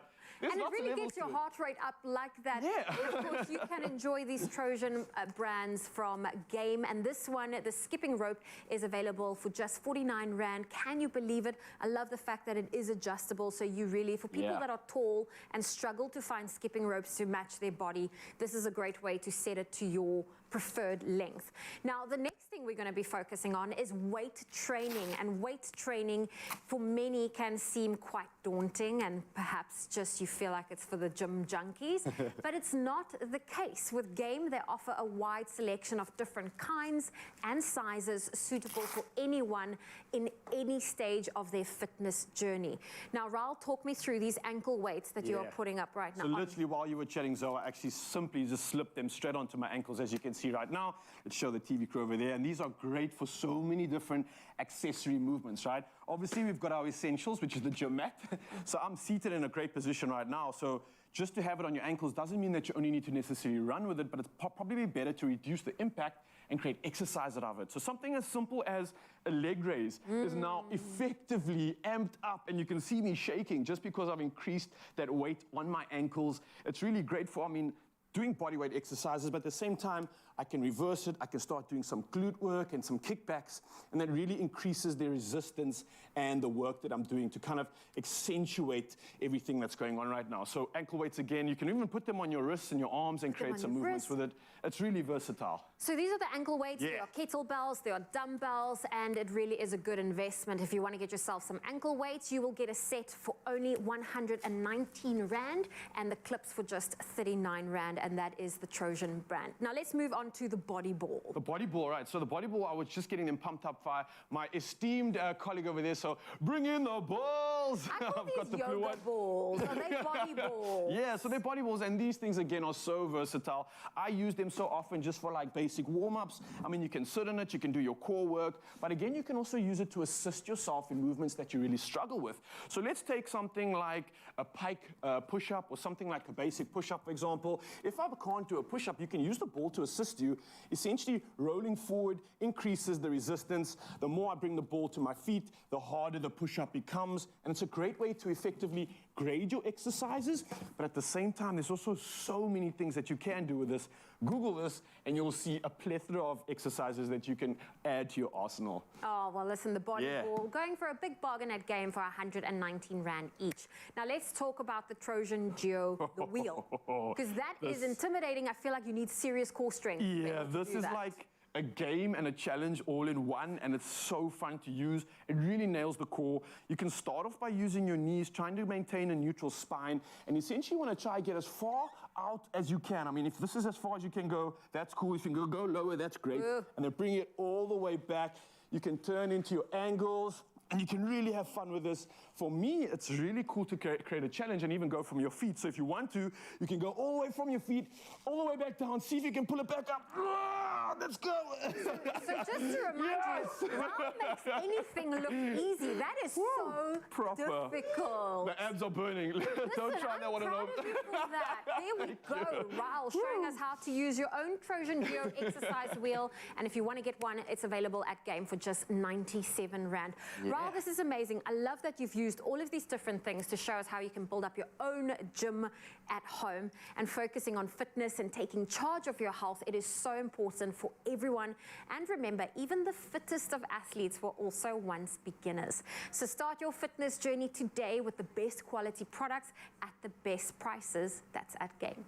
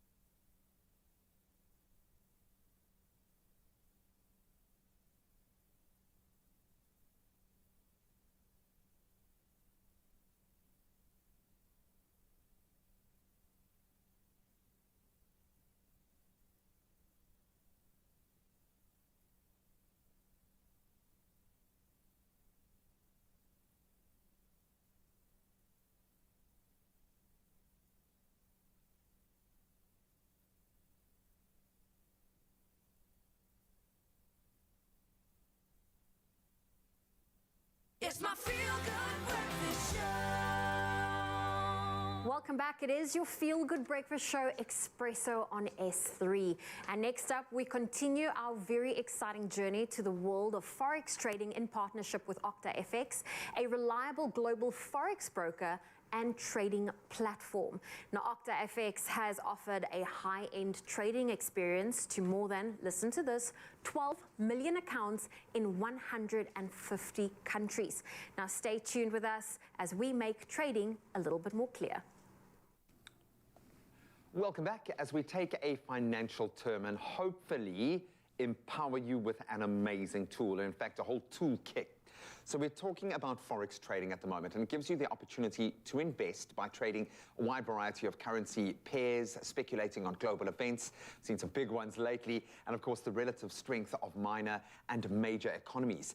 Now, Lesiba Motupi, founder of Forex Chasers, joins us again this morning in studio to tell us a little bit more about Forex, some of those Forex myths, and where we can start to trade. Lesiba, welcome back, my brother. Really, really good to be connecting with you. And thank you for doing this. Thank you for guiding people into what could be a life-changing decision. But we need to have our eyes opened. So maybe a good place to start, I'm going to ask you to dumb this down as much as possible so I can try to understand. But how does Forex differ from other investment vehicles? What sets it apart, do you think? Okay, I think one of the reasons that Forex differs from other instruments or ways that you can trade is the fact that what you're doing here is that you are trading currencies. So when you're trading currencies, it's like you looking at one currency over the next. And what you can do is that you can speculate which one is going to gain strength, and on top of that, you are able to make profit doing so. And it's exciting. I mean, if you want to get into the trading game and kind of get onto the, I say cowboy more loosely because you've got to have a bit of grit and you've got to have I would imagine, pretty strong nerves to deal, but then the outcome, what you can draw out of that in terms of your value extraction is so much higher. That being said, as soon as you talk Forex, I think I'm at the mercy of things out of my control and it terrifies me. What are some of the big fears or maybe those myths or misconceptions around Forex? Yeah, I think one of the big myths is the fact that, like, most people think that you need a lot of capital to get started, which is not true. And one of the fears that people have is the fact that, like, you can lose all your capital at once. And with me, I started trading with less than $100, and on top of that, yes, I did lose all of my capital at that once. But I noticed that the mistake that I made was the fact that I didn't put what we call a stop loss, which it helps you preserve the capital or just lose a specific amount of capital instead of all of your money at once. This all says to me, you need someone who's going to guide you. Yeah. Again, it's your money. Yeah. It's trust. Yeah. How do you know you've got the right broker? What sort of questions should you be asking? How do we approach that? I think the first thing that you should ask or you should look at is if that broker is regulated in your country. So once you've got that done, you should also look at how that broker is actually willing to go help you into becoming a better or successful trader. So one thing that I like is that with OctaFX, they have what we call daily live trading sessions. They also have signals that they provide and even webinars that you can learn from. So those are things that you should look at when trading, and as well some of the legal steps that are needed. Those. Because hopefully you're going to be dealing with some big amounts at some point, so you want to make sure that the foundation is secure. I certainly get that. Well, you said you started with $100 or thereabouts. Less than that. Less than that. So how much do I actually need to get started, and what's that first step? In terms of the first step, or let me just start off first with the capital. The amount of money, the minimum that you can start off with is like $50, which is close to like 800 rands when you're converting it to rands. But the first step that you can do is to look for the instruments that you'll be trading. So when you are seeing that this is the instruments that I'll be trading, you can now dive a bit more deeper and develop a trading plan. A trading plan consists of a strategy, consists of the market conditions and as well the time schedules that you'll be trading. So those are the steps that you can take in order of you to trade. What I love about this is it's almost like a real-time living degree in finance, because you are living the practical element every single day. Yes, the mistakes are going to burn you, but probably a little bit more. But the fact that you've got this cushion with a tool like that around you, like you say, you get the tips, you get the trends, you get the opportunity to ask those questions. It's almost like having a mentor to help guide you through that process, which we know is essential. One tip. What do you think is the thing that sets you apart? What has allowed you to be successful in this space? I think one of the things that helped me be able to also succeed a bit more better in trading was the fact that I looked at the long-term picture. So instead of like focusing on what I can make today or what I can pull from the markets just now, I looked at what the markets can do for me in the longer term run. And the fact that the market helps you with the psychology, it helps me be able to just, make the right decisions, stay disciplined in the markets, and as well, even in my personal life. So it helped me massively. Buddy, I can see where you're at, and you are shining, bro, but I love the fact that you are shining for other people. You are shining to cast light on other people's lives, which is amazing, guy. So thank you, my bro. Thank you so much. I appreciate it. I'm going to stay friends with this guy for as long as I can. You can dream big and achieve even bigger with OctaFX. You can invest as well. Yes, you at home can do it. So your starting point, download the OctaFX trading app and start investing today.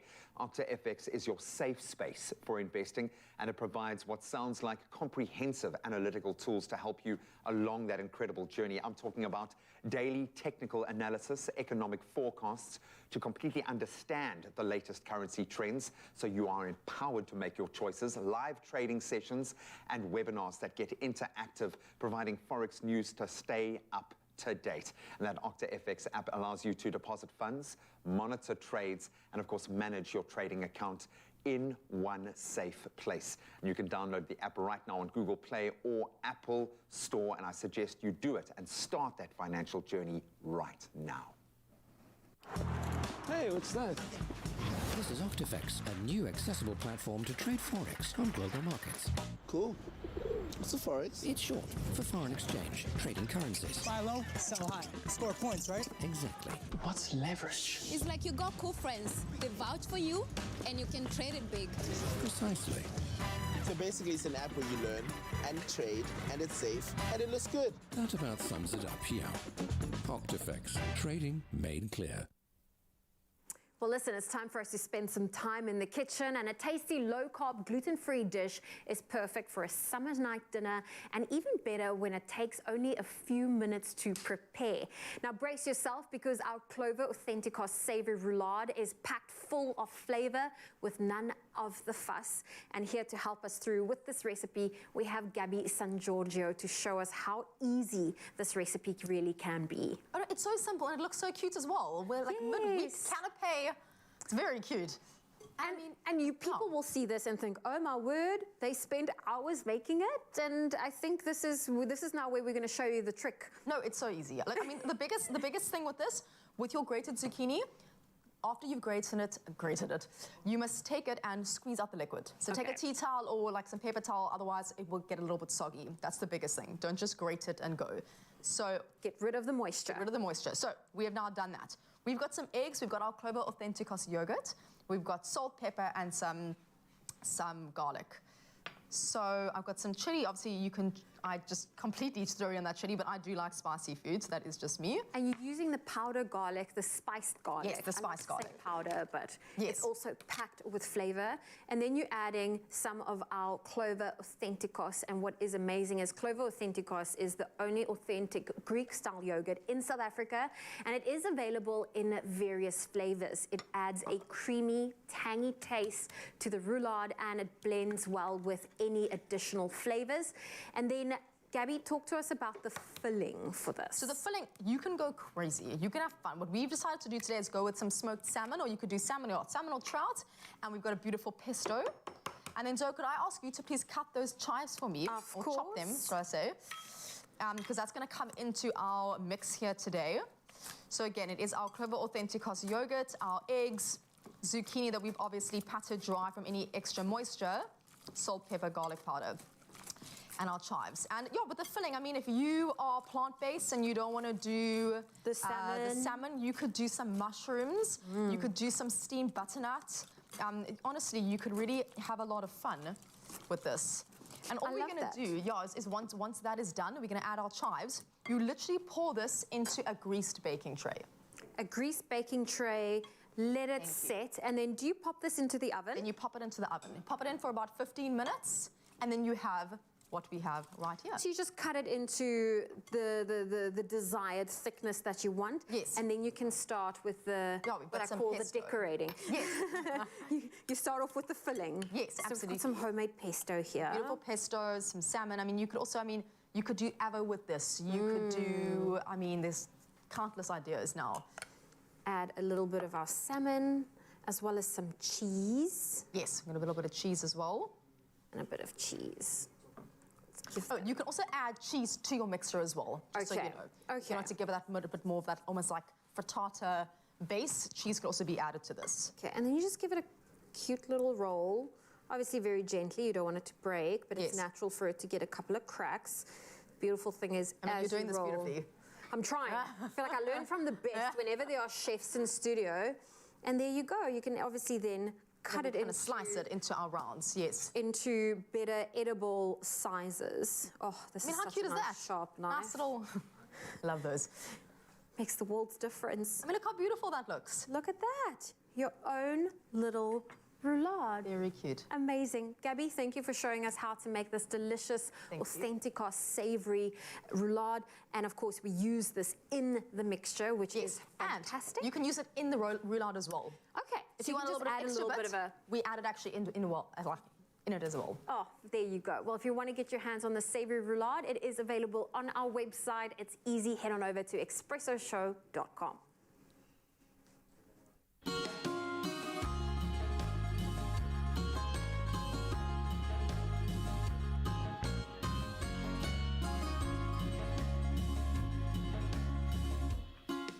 Made with love by Clover.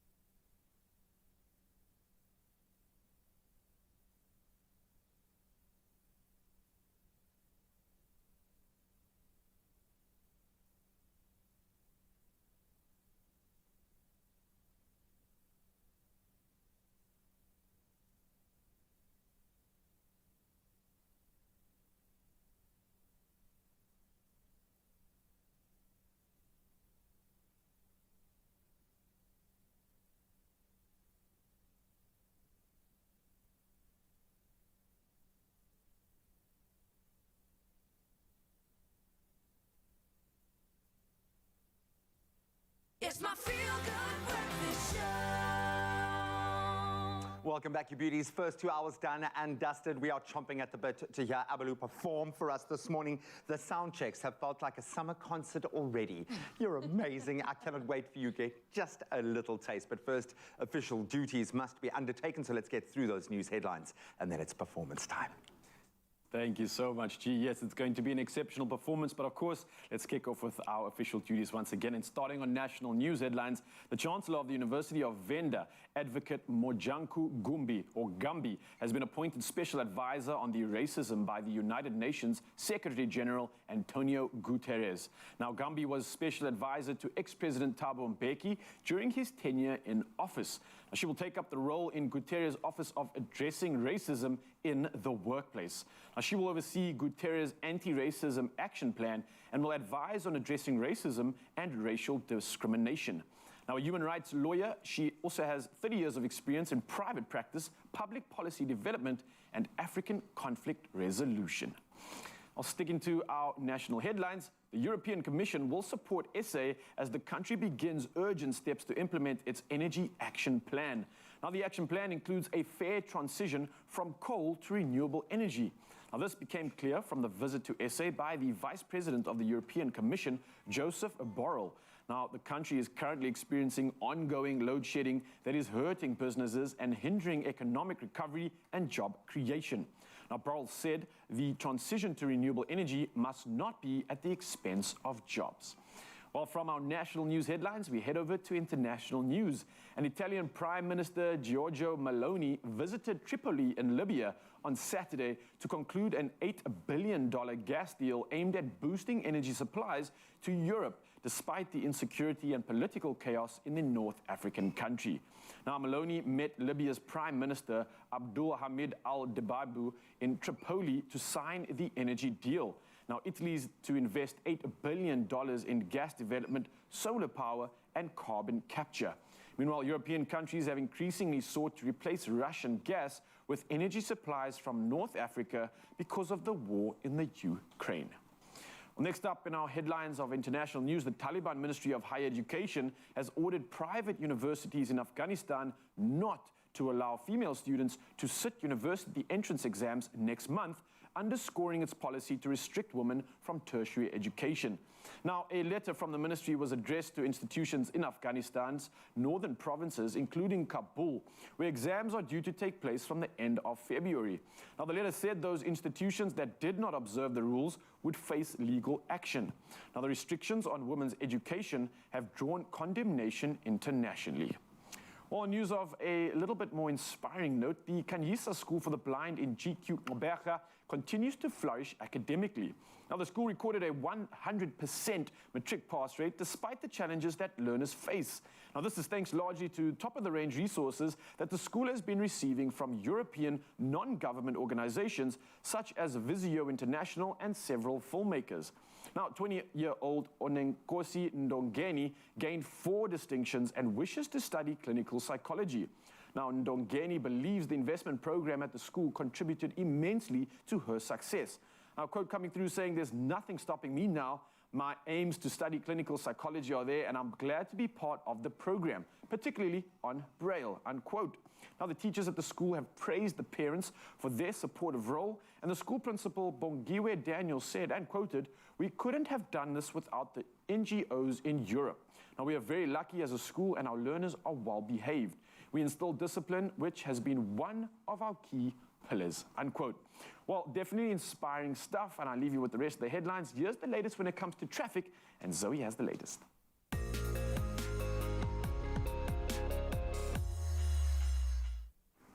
Thank you, Ral. And we start off with your traffic in Johannesburg, Midrand. A truck has overturned on the N1 northbound. There's a ramp closure with no access to Allendale Road off-ramp, and that's causing heavy delays towards Tembisa. Please use an alternative route this morning. Then in the Western Cape, Plattekloof, Cape Town, there's been an accident on the N1 northbound at Jip de Jager ramp. There's lane closures, so you can expect delays. Well, that's your traffic for this morning. Let's take a final look at your weather.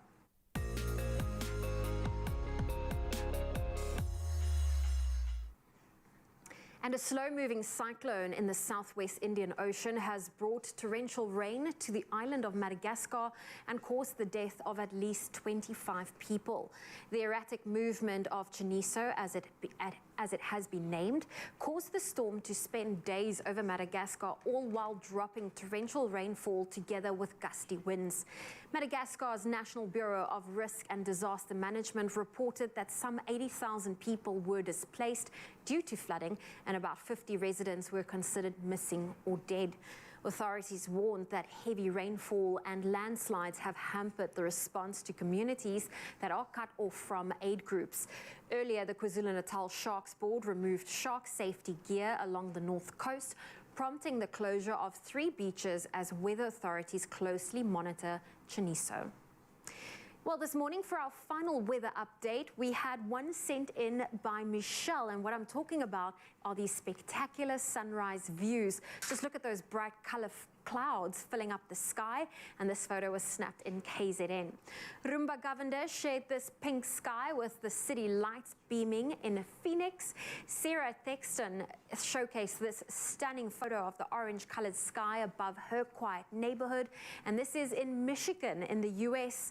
And finally, one of our regulars closer to home, Nancy Govender, shared this indigo sky, and this photo was taken in KZN. If you have a sunrise view to share with us, no matter where you are in the world, please do so on our WhatsApp line. It's 063 408 8863. If you're in Polokwane, let's start off with your temperatures. A low of 16 can be expected with a high of 24. Rainy conditions in Mbombela, 18 with a high of 23. Pretoria, 16, 23. Johannesburg, 14, 21. If you're in Mahikeng, 18 is your low, 28 your high. Klerksdorp, 17, 28. Kimberley, 18, 33. Bloemfontein, 15, reaching a high of 30. Rainy conditions in Richards Bay, 21 is your low, 25 your high. Pietermaritzburg, 16, reaching a high of 20. Rainy conditions in Durban, 21 with a high of 23. Mthatha, 14, reaching a high of 20. Rainy conditions in East London, 19 with a high of 23. Cradock, 13, reaching a high of 23. Gqeberha, 19, 24. George, 15, 23. If you're in Cape Town, 17 is your low, 26 your high. Worcester, 15 with a high of 30. Sutherland, sunny, a low of 11, a high of 29. And a hot day for Uppington, a low of 20 and a high of 39 degrees Celsius. Well, that's your weather for this morning on your Feel Good Breakfast Show. All right, so we have been chomping at the bit, as I said, to hear Abalu perform for us this morning. The sound checks have been amazing. Clearly, she is just the most wonderful human being, but she has got the talent to back it up. And she's brought a little army with her this morning who are going to blow you away. This is the perfect tone to start a week on. And here she is to perform music from her debut EP. I wonder who she is speaking to right now. Oh, wow. Good to you. Take it away.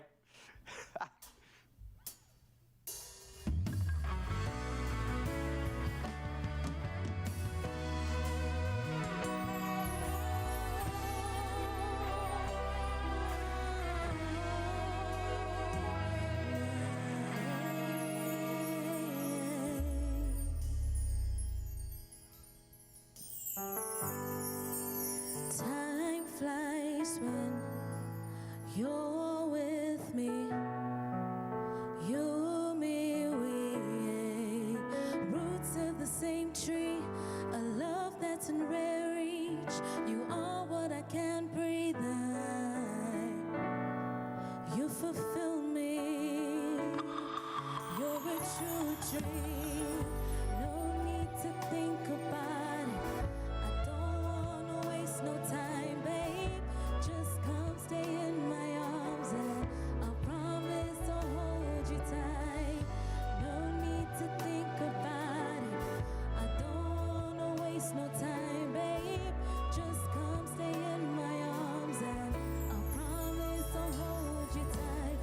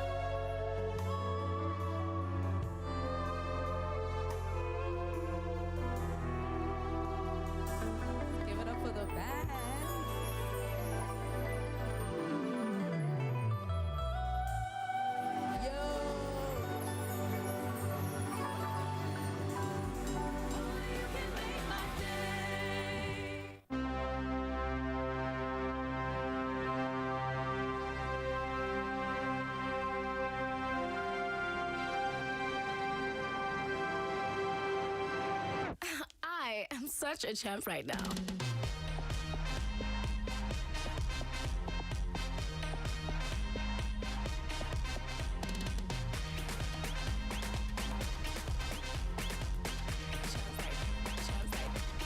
a champ right now.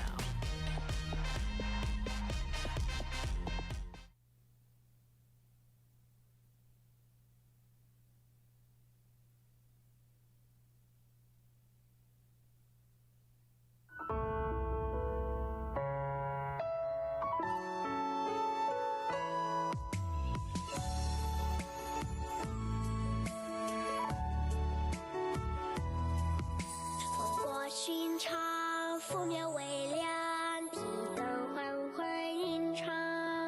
竹楼旁有人家，忙把炊烟扬。有位姑娘，一如烟花，家乡玲珑的模样，芙蓉不及那美人妆。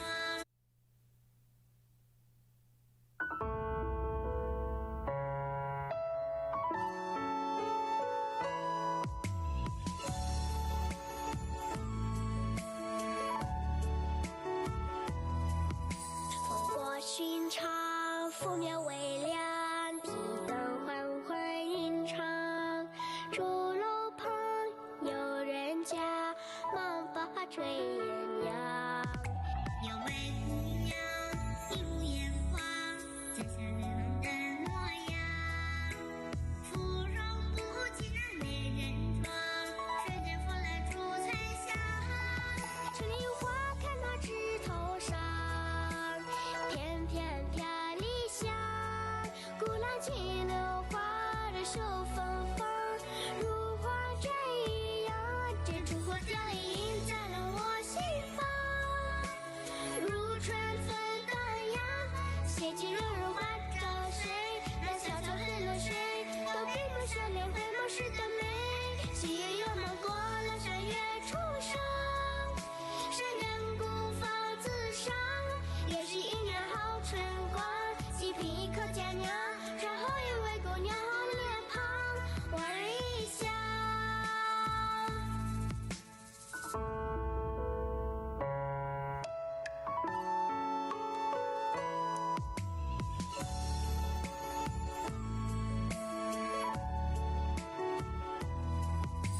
有位姑娘，一如烟花，家乡玲珑的模样，芙蓉不及那美人妆。水间风来烛彩香，春梨花开那枝头上，翩翩飘梨香，古来青柳花儿手芬芳。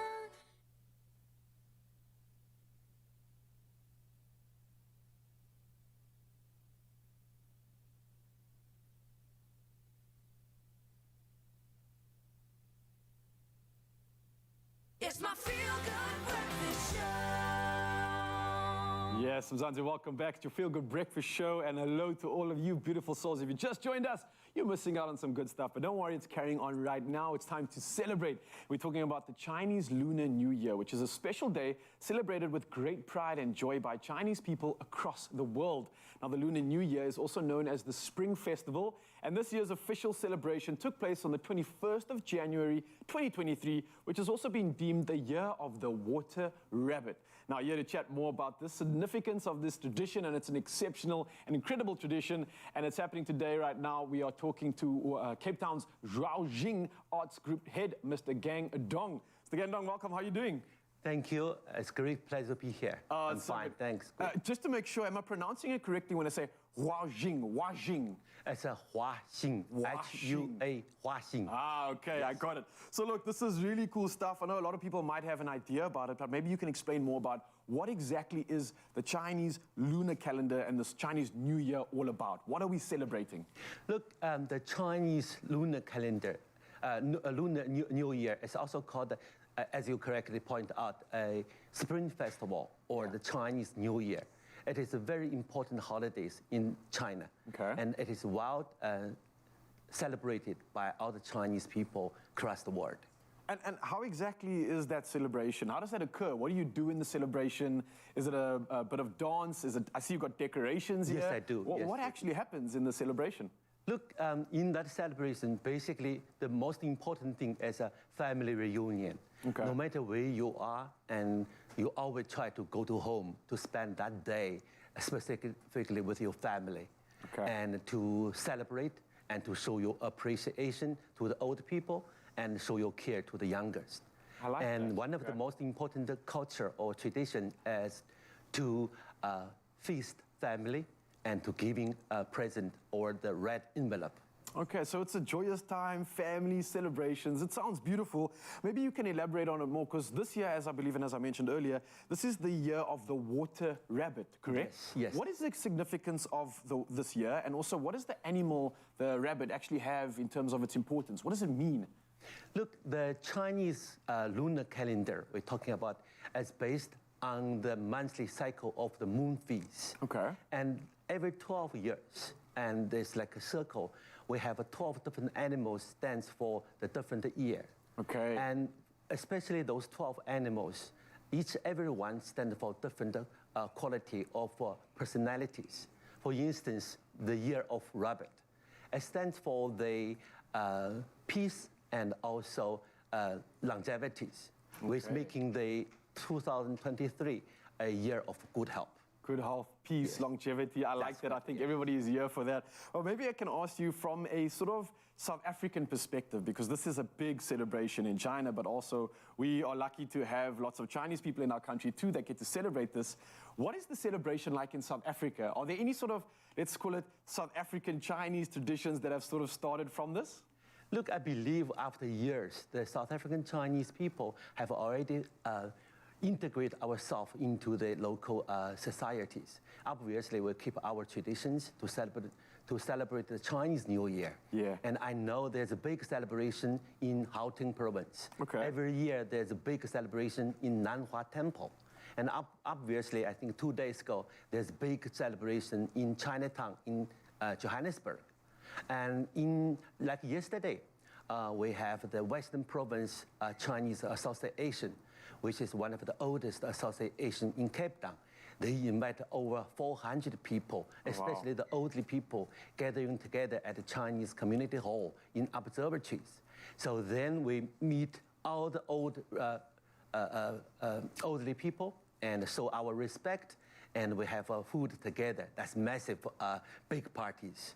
And especially this year, we, for the first time over this kind, we, as the Chinese community, celebrate the Chinese New Year at Amphitheater Waterfront in Cape Town. Oh, so brilliant. This is very good and massive celebrations. And of course, everybody gets exposed to the beauty of the culture too, which is incredible. Yes. I wanted to ask you, I see you've got, just before we wrap up, you've got some incredible decorations here. Yes. I see we've got something hanging on our tree over here. This is something that would form part of your celebrations too. What do these all mean? Oh, yes. Look, one of the key color in the celebration of a Chinese New Year is the red. We believe the red color always ward off the evil spirit and bring you luck and fortune. And one of those way to decorate your home to put this on the door. Okay. And obviously there is the craft also making the festival more important and celebrating. All right, well, we're obviously celebrating everything when it comes to Chinese culture. This is the year of the white rabbit as well, the water rabbit, sorry. So this is a great opportunity for us to celebrate, but we are going to be diving deeper into this beautiful culture, learning more about everything when it comes to the Chinese New Year, incredible celebration. So I just want to thank you, of course, for joining us this morning, sharing some of your beauty of your culture. And of course, Mzansi, don't go anywhere. There's going to be a unique performance coming in just a bit that just gives us a little bit more of insight into what this culture is all about and the beauty that they have. Stay tuned. And that performance comes with a cuteness overload warning. Okay, just brace yourself. It's going to be the sweetest, cutest thing you've ever seen all year. I know it's still early, but it's going to blow you away.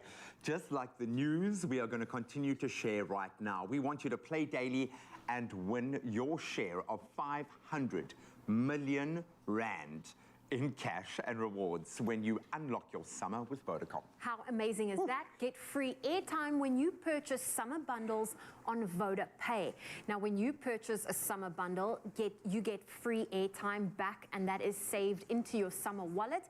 You can then use this free airtime to purchase more bundles and deals on VodaPay, and that is just for you. It's like the ultimate rewards program. But it's not just about getting a little back. They're literally going to give you 2 times the amount of free airtime back when you use VodaPay instead of the regular USSD. Think about that. 2 times back every time you spend. Now, accessing your summer wallet on VodaPay has never been easier. Now, this is what you need to do. Okay. Download and register on VodaPay. Open your summer wallet in the Summer Mini app. Tap on View Bundles, and then tap on the Earn Credit tab and select your summer bundle to earn free airtime credit, and then you select a payment method. Now, your purchase will now be completed, and to use your free airtime credit, tap on the Use Credit tab and then choose a bundle to spend your credit on. And then the cycle repeats itself over and The more over and airtime you over. buy, the more airtime you get, and it's just like a cycle. And it just keeps coming, and we love that for your summer because you've got a lot to share and you've got a lot of content to take in, and you need to connect with people. So please take the opportunity and stand your chance of winning a 500 Rand sorbet voucher. Is the latest thing to be added to the list. Simply reply to the competition post on our Expresso Facebook or our Twitter pages or our Instagram page and tell us what your favorite VodaPay features are. And we've given you a few. Don't forget to use that all-important hashtag #UnlockYourSummer. And this week's competition will close at midday on Wednesday, the 1st of February. So get those entries in. There are T's and C's that's available, and it can be found on our website, expressoshow.com. Good luck.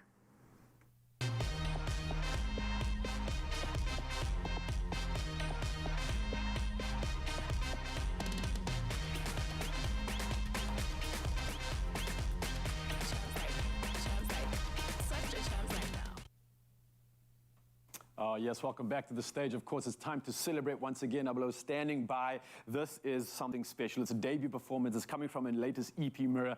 And this one is very, very personal. We talk about real, talk about raw, talk about natural. Here you have it with a song called Not Alone. Enjoy. Thank you.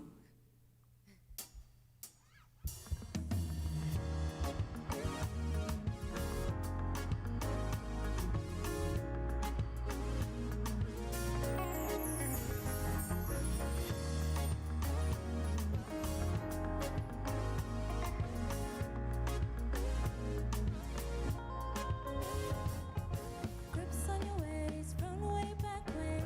You know that I don't play. Streets not safe, but I never run away, even when I'm away. OT, OT, there's never much love when we go OT. I pray we make it back in one piece. I pray, over mountains and emotions from above. I will always pray for you to know you're not alone. Through the troubles and the darkness, you are star. Shine your light and peaceful rise. You know you are something. Though they tryna break you, don't you let them take you. Don't you let them enter. What you have is greater. Though they tryna break you, don't you let them take you. Don't you let them enter. 'Cause what you have is greater. No, no, no, tryna break you. Don't you let them take you. Don't you let them enter. 'Cause what you have is greater. No, no, no, tryna break you. Don't you let them take you. Don't you let them enter. 'Cause what you have is greater. No, no, no.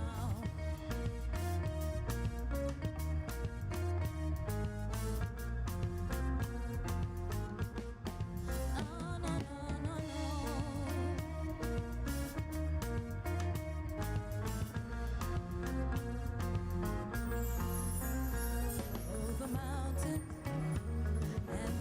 oceans from above. I will always pray for you to know you're not alone. Through the troubles and the darkness, you are a star. Shine your light and peace will rise. You know you are something. Yeah. Zwengabo hlezi etembe impilo yakho la emhlabeni. I'll say this again and again. Here and now, soak into a river of gain and feel the power in your veins. Renew and then you pray. Zwengabo hlezi etembe impilo yakho la emhlabeni. I'll say this again and again. Here and now, soak into a river of gain and feel the power in your veins. Renew and then you pray again and again and again.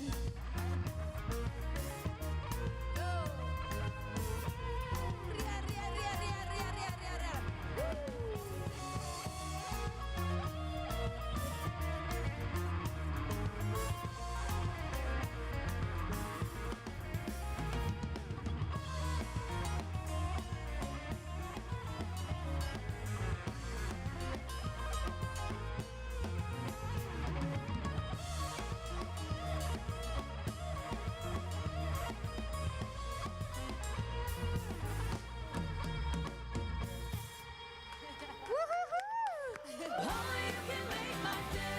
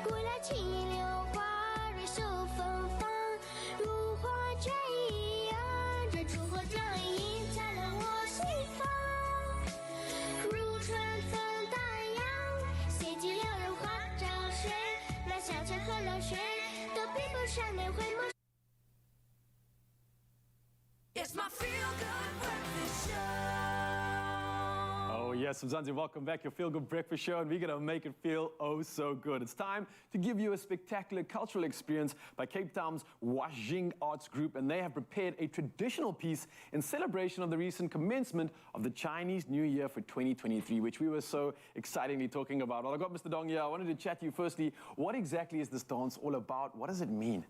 Look, the name of the dance is Oriental Girls. Okay. So those girls grew up in South Africa. They were born in South Africa, but they love the traditional Chinese classical dance. So they want to follow the same tradition. They want to carry the heritage. So that's why they prepared this beautiful classical dance. Well, thank you very much. I think it's time for you and I to exit stage left and let the magic begin. Thank you.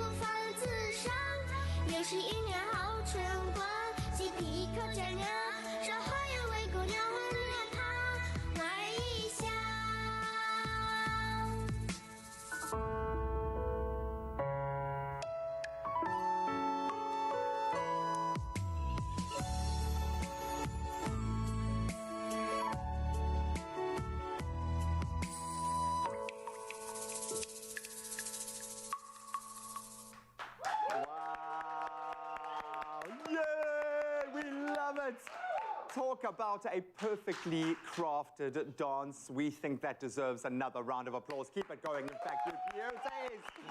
Oh, now time to whip up a perfectly crafted recipe. Take a look. Clover cheese is for those who love life, where everything falls into place and melts away our cares, adding joy and stretching our imagination. Clover cheese, perfectly crafted. Made with love by Clover.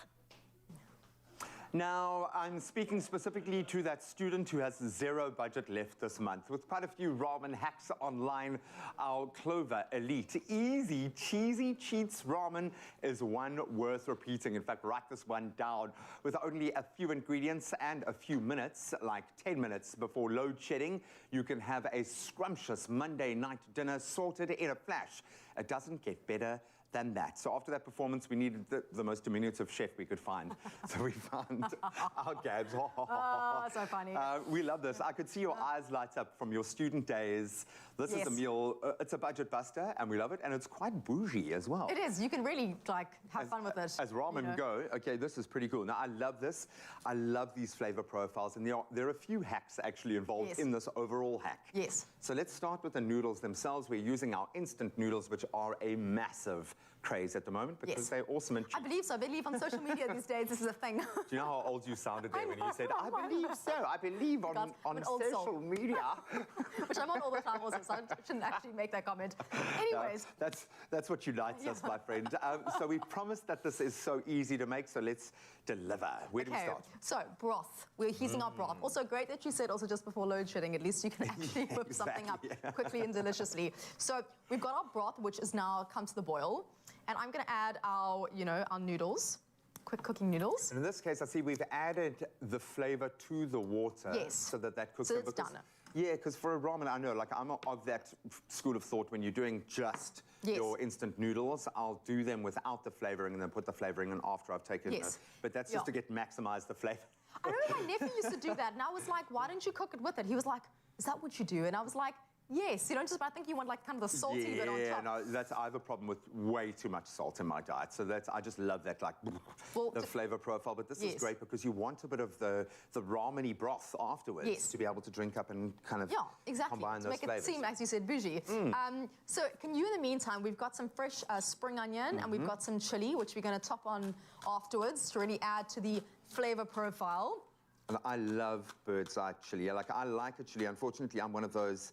It's like a sick joke, but if I smell chili, I start sweating. I'm actually starting to perspire on my head right now. Oh, no, I chili with everything. But I love it so much. Yes. That's the thing. But someone once told me that you burn calories when you eat chili. So it's like you're exercising without even exercising. Good to know. I just thought that was with celery. Yeah, no, look, to know. It could be complete nonsense. Well, the one thing I do know about chili, it's actually one of the highest vitamin C containing vegetables there is. So I suppose it has to be because you can't really eat that much of it. Okay, there we go. I think that'll do. That's perfect. Thank you. So our noodles are just about finished. And in the meantime, we've got Clover Elite cheese over here, which we're going to put on top of our noodles, which we're going to melt into it. So when you eat them, it's going to just be like this cheesy blend and combine and be amazing. So in the meantime, while I'm waiting for our noodles for the final minutes, I'm going to open up one of our cheeses.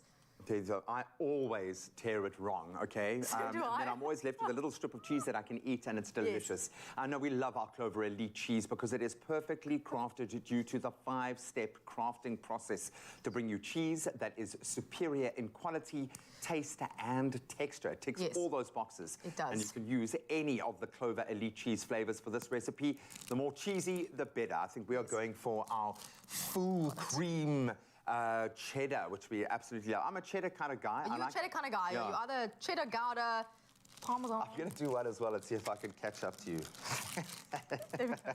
Done. Sorted. See, I just needed your competitive nature to kick in there. I know you too well. You got more practice than me. Okay, so our noodles are just about done. I'm now going to pour it into our serving bowl. This is why you need to go back to your training. It's because you leave a little piece that you then... But it's the chef's delight to be able to have a little cheese You know, it's for actually yourself. was for a snack for later. Okay, so that was the thing. Okay, so this is now done. Noodles are looking good. Thank you. I'm going to actually use our tongs. And you know, we joke about the load shedding element, but if you can just boil the water and get the noodles in there and leave it, you're okay. It's true. I've even done that with cooking, like finishing off a steak. Actually, one of the best steaks I've ever had was done in an oven that had previously been heated just after load shedding. Oh my gosh, and it was just perfect. You have no idea how many times we it needs 10 more minutes in the oven, then load shedding kicks in, you're like, just leave it in there for 10 minutes. It's rare tonight. Yeah. Okay, the broth looks good, a little bit of chili in there, adding a pop of flavor, and then the magic Okay, so we add our cheese, and we're just going to let it sit, and then I'm going to add a bit of sesame oil just to add to the exotic vibe. Deliciousness.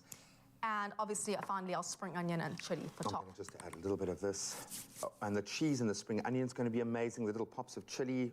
Let's see if I can do this without getting chili on my hands Just and don't then putting touch it in your my eye. Yeah, no, I've done that with habanero before. Okay. Oh, that's not a fun time at all. Yeah, no, it wasn't a fun time at all. Another life hack, if you want anything to taste remotely Asian, just put a little bit of sesame seed oil in it. And a little goes a long way. I know it's quite expensive, so just one bottle will really get absolutely. This is amazing. And there we go. And then when you eat it, you just do like a bit. We can actually show you. I'm gonna, yes, go and do it. You've earned the right. Go and grab yourself the have chopsticks your and little, have a chopsticks, and it like will kind of like and get the melt. gooiness, hey? You know, and you said you like chili, so make sure you got some chili in there. Absolutely, yeah. You know, it's a sign of a person's intelligence how high up the chopsticks they hold them. Oh, really? No, someone once told me that. And it's the best thing to say. If you're out eating sushi at a restaurant, just say that at the beginning of the meal and then watch people try and grapple with their, their chopsticks. It is fun to watch. It is fun to watch. I love it. This is smelling amazing. It packs a punch flavor-wise, and it is inexpensive. If you want to find this beautiful, easy, cheesy ramen recipe, go to expressoshow.com.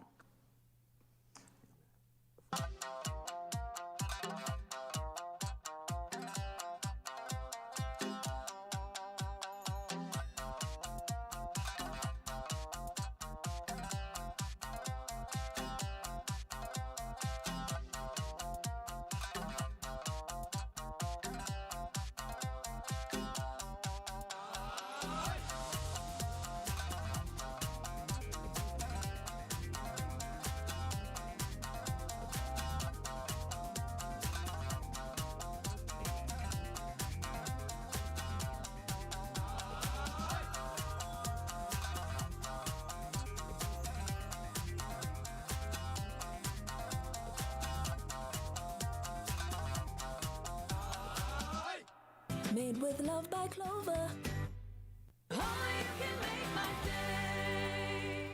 Sensodyne, repair, and protect with deep repair. The science is pretty amazing. It really goes deep and repairs tooth sensitivity. The science is there. It's going to improve their quality of life in a big way. This is the first thing I recommend.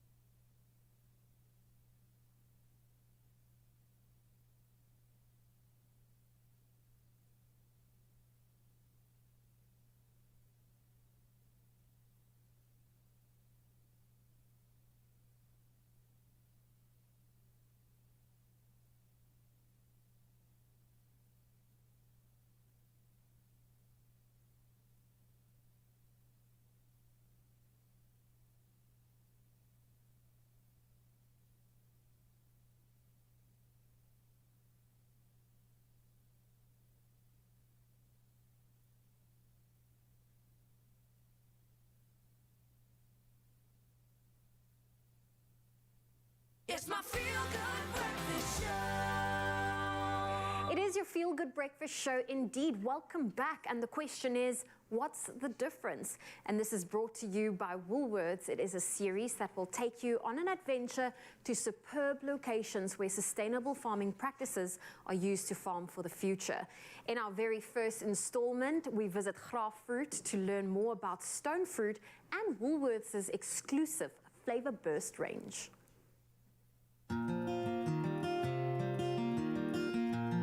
My name's Colin van den Heuvel. They call me a specialist technologist. I look after quality, innovation, standards in fruit at Woolworths. With all our growers, we do not deal with people that do not take eating quality of fruit as the number one. My name's Robert Graaf and I'm the Managing Director of Graaffruit. We've been farming for 25 years and we actually in our 19th year of supplying Woolworths. We share a common philosophy in terms of, our slogan is taste the future, so we're very much focused on taste. We want people to eat our fruit and come back and buy more. Obviously Woolworths is a proudly South African company, and it's in our DNA that we support local. Personally, I think this area is very good for growing stone fruit. The reason why I think is we're kind of bordering the Karoo. So we're bordering the area of drought and the area where there are sufficient water. The risk of rain and all the other risks are lower here, and we get a higher sugar in the fruit. Up until a few years ago, white flesh nectarines were by far the favorite of South Africans, and it's because white flesh is sweet, nice and juicy, and also because at that stage, yellow flesh nectarines had a high acid content and some people like that, but to most South Africans it wasn't really a pleasurable eating experience. So we said to them, we've got magnificent eating quality white flesh nectarines. They're very sweet. They don't really have a great flavor, whereas we knew that the yellow flesh nectarines with a very low acid, high sugars had a much better fruity flavor. So we've worked with them over the last couple of years in bringing in these what we call sub-acid varieties, planting them, and they're now almost fully available on our counters from the very first time this season. And they were so good that we knew we had to market them differently. And we came up with the name Flavor Burst, and the name says it all. They do burst with flavor. We're very strict on the amount of the eating quality, the flavor, but also on the amount of sugar, and we're reaping the rewards of that, as are our farmers, because they followed our intuition and what our customers wanted, and now they're able to sell more volume of those varieties. So the higher sugars in the fruit, or the better flavor, is due to we get less rainfall. It's about 320 millimeters a year of rainfall. And in Ceres, which is 9 kilometers away, you get about 1,200. So it's less rainfall on the soil, and the soil is more rocky. So you have a bit of more control of the water content in the soil.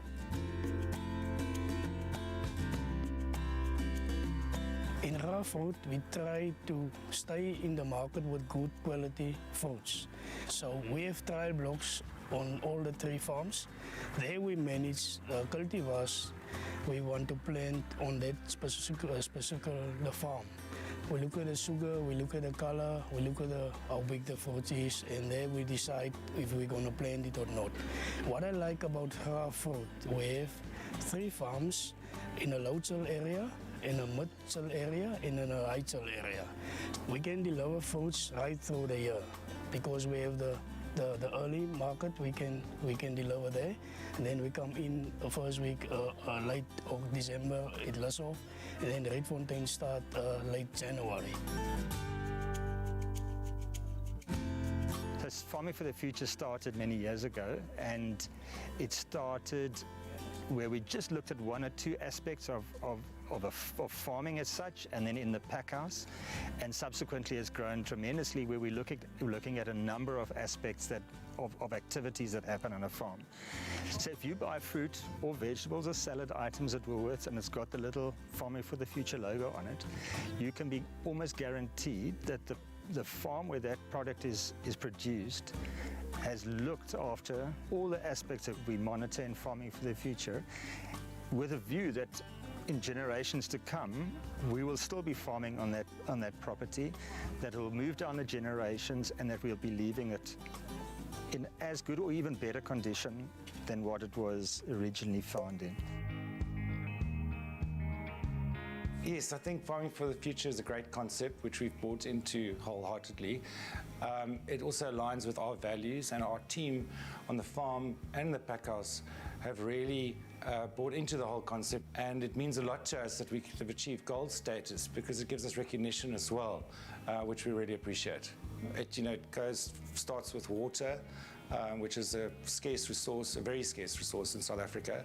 So it's the utilization of water, using less to get more fruit. Also, the condition of the water, looking after our water sources, and after we've used the water, the wastewater, what happens to that. And I think fundamentally soil, that it's got long-term sustainability in the organic content, that we're not depleting the soils of their natural nutrients. And that's very important because we've seen that in many farms where the soils have been depleted and it's no longer worthwhile farming on those soils. We were kind of pressured to make the most of the water because we don't have a lot. And I think it all starts with that.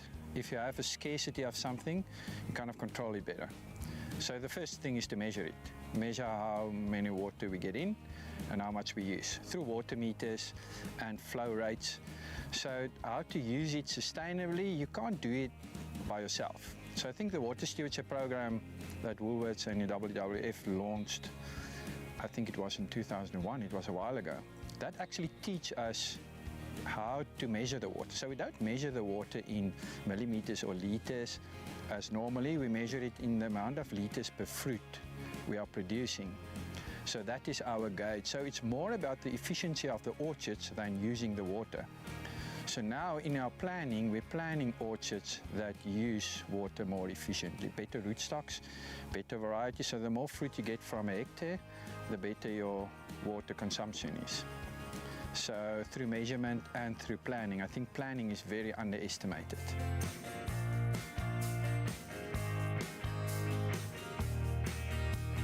We believe that in terms of sustainability, we are leaders. And so farming for the future, it's not only us that says we're leaders.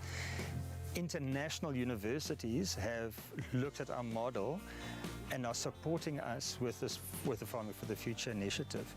They've looked at what we do. We know we're world leaders. Other countries and other retailers have copied it. And so it's not just cheap talk. It's based on science. It's based on evidence that we've gathered, and it's been verified by people internationally to say that we are leaders in this field.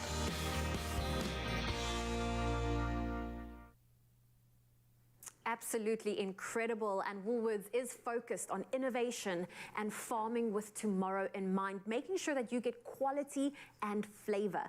You can shop the Flavor Burst range exclusively at Woolworths, on store, online, as well as the Woolies app. Now, let's make someone a winner. Freshpack gave you the chance to win 1,000 Rand in cool hard cash just by replying to the competition post on the Expresso social media pages and telling us your ultimate and must-try Freshpack iced tea recipe using hashtag Freshpack. And we are so happy to be announcing our lucky winner. Can I get a drum roll, please? Congratulations goes to Anna Noonwana! I love that profile pic. It's quite saucy. Professional, yes, indeed. Now listen to this comment coming through from Anna. She says, I've used some honey, pineapple, and berries with hashtag Freshpack. Beautiful. That sounds delicious. It is on point. Sounds like perfect for the season. We've got Anna on the line right now. Very good morning, Anna. Congratulations. Thank you. Thank you. Good morning. How you doing, Anna? How does it feel? You woke you up, you're a winner. This is how you start your week, yeah? Yeah, it's a very nice feeling. I want to ask you what was going through your mind when you took this profile pic that you sent us, because, there's something behind the eyes, Flames, gal, I flames. absolutely love it. So you've got 1,000 Rand coming your way. What are you going to spend it on? I'm going to spend it. I need to treat myself for a change. Maybe Okay. a new outfit or a perfume. Yes. You want to keep on looking as good as you do in that picture. I get you. I get you. We love it. Congratulations. Enjoy sipping you. on your fresh pack through this incredibly hot weather that we're experiencing. And enjoy that gorgeous new outfit that you're going to buy for yourself because you've earned it. Anna, congratulations. I will. Thank you. Have a beautiful one. Oh, you can just hear the smile on her face. I know this was a deserved She's winner. awake now. Yeah, she's awake now. An absolutely deserved winner. And for you, Mzansi, with the most delicious combinations coming through each week, you have to give these ultimate and must-try fresh pack iced tea recipes an absolute go. Enjoy. So thirsty. Yeah. Dibs. Enjoy delicious homemade iced tea this summer. Simply add fresh lime, berries, and honey to ice-cold fresh pack rooibos tea.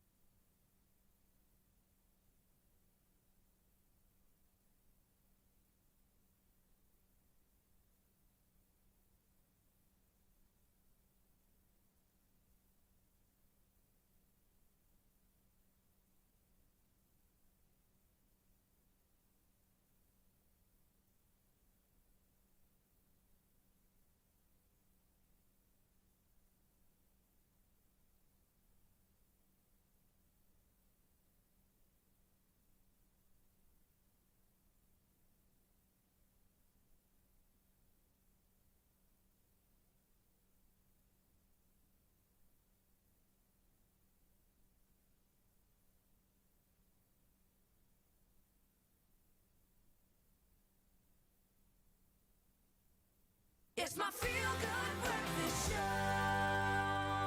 Welcome back. This is your Feel Good Breakfast Show, and you are just in time. We're about to inject that feel-good feeling that you need for your Monday morning, courtesy of Avalo, who combines R&B, neo-soul, deep house, and hip-hop to create something different. Here she is to perform one last song for us, and this one is called Complete Me.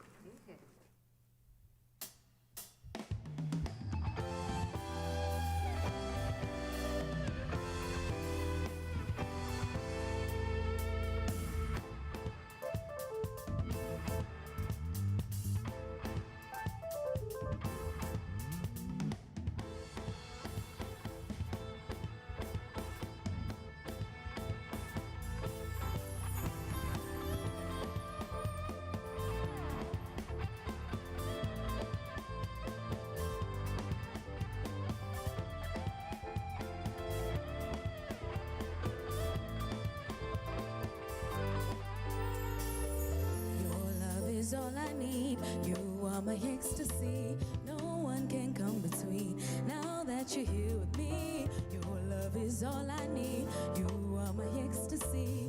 No one can come between. Now, so baby, complete me. Baby, complete me. Complete me. Baby, complete me. You're the one and now I know. You make my heart go bum bum bum.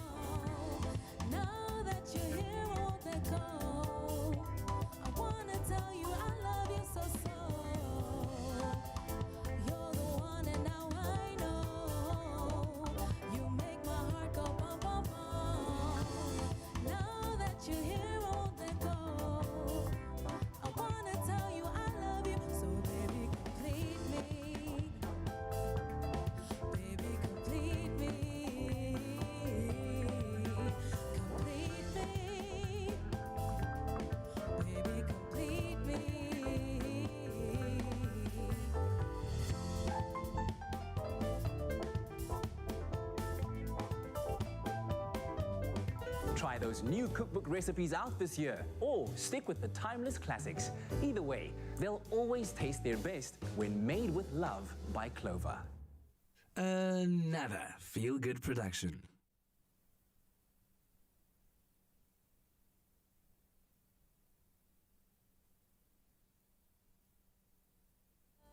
Is all I need. Your love, your love, your love is all I need. Your love, your love, your love is all I need. Your love, your love, your love is all I need.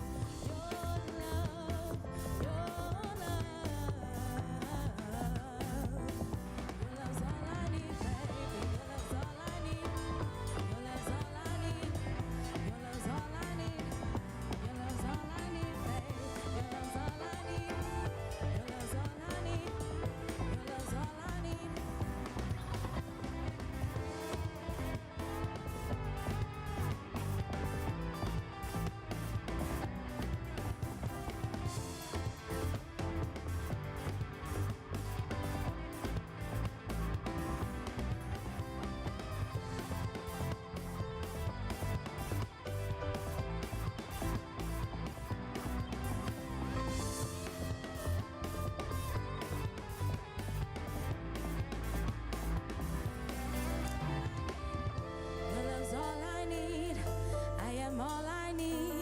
Mommy's all I need.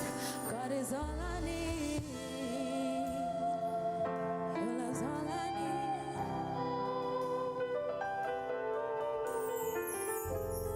Thank you to Expresso for having me today. This amazing band has been incredible. Keenan on the lead guitar, Blessing on the keys, the Architect on the keys, Charlton on the bass, Alton on the drums, and it's been incredible. My name is Avalu. It's been great. It's been amazing.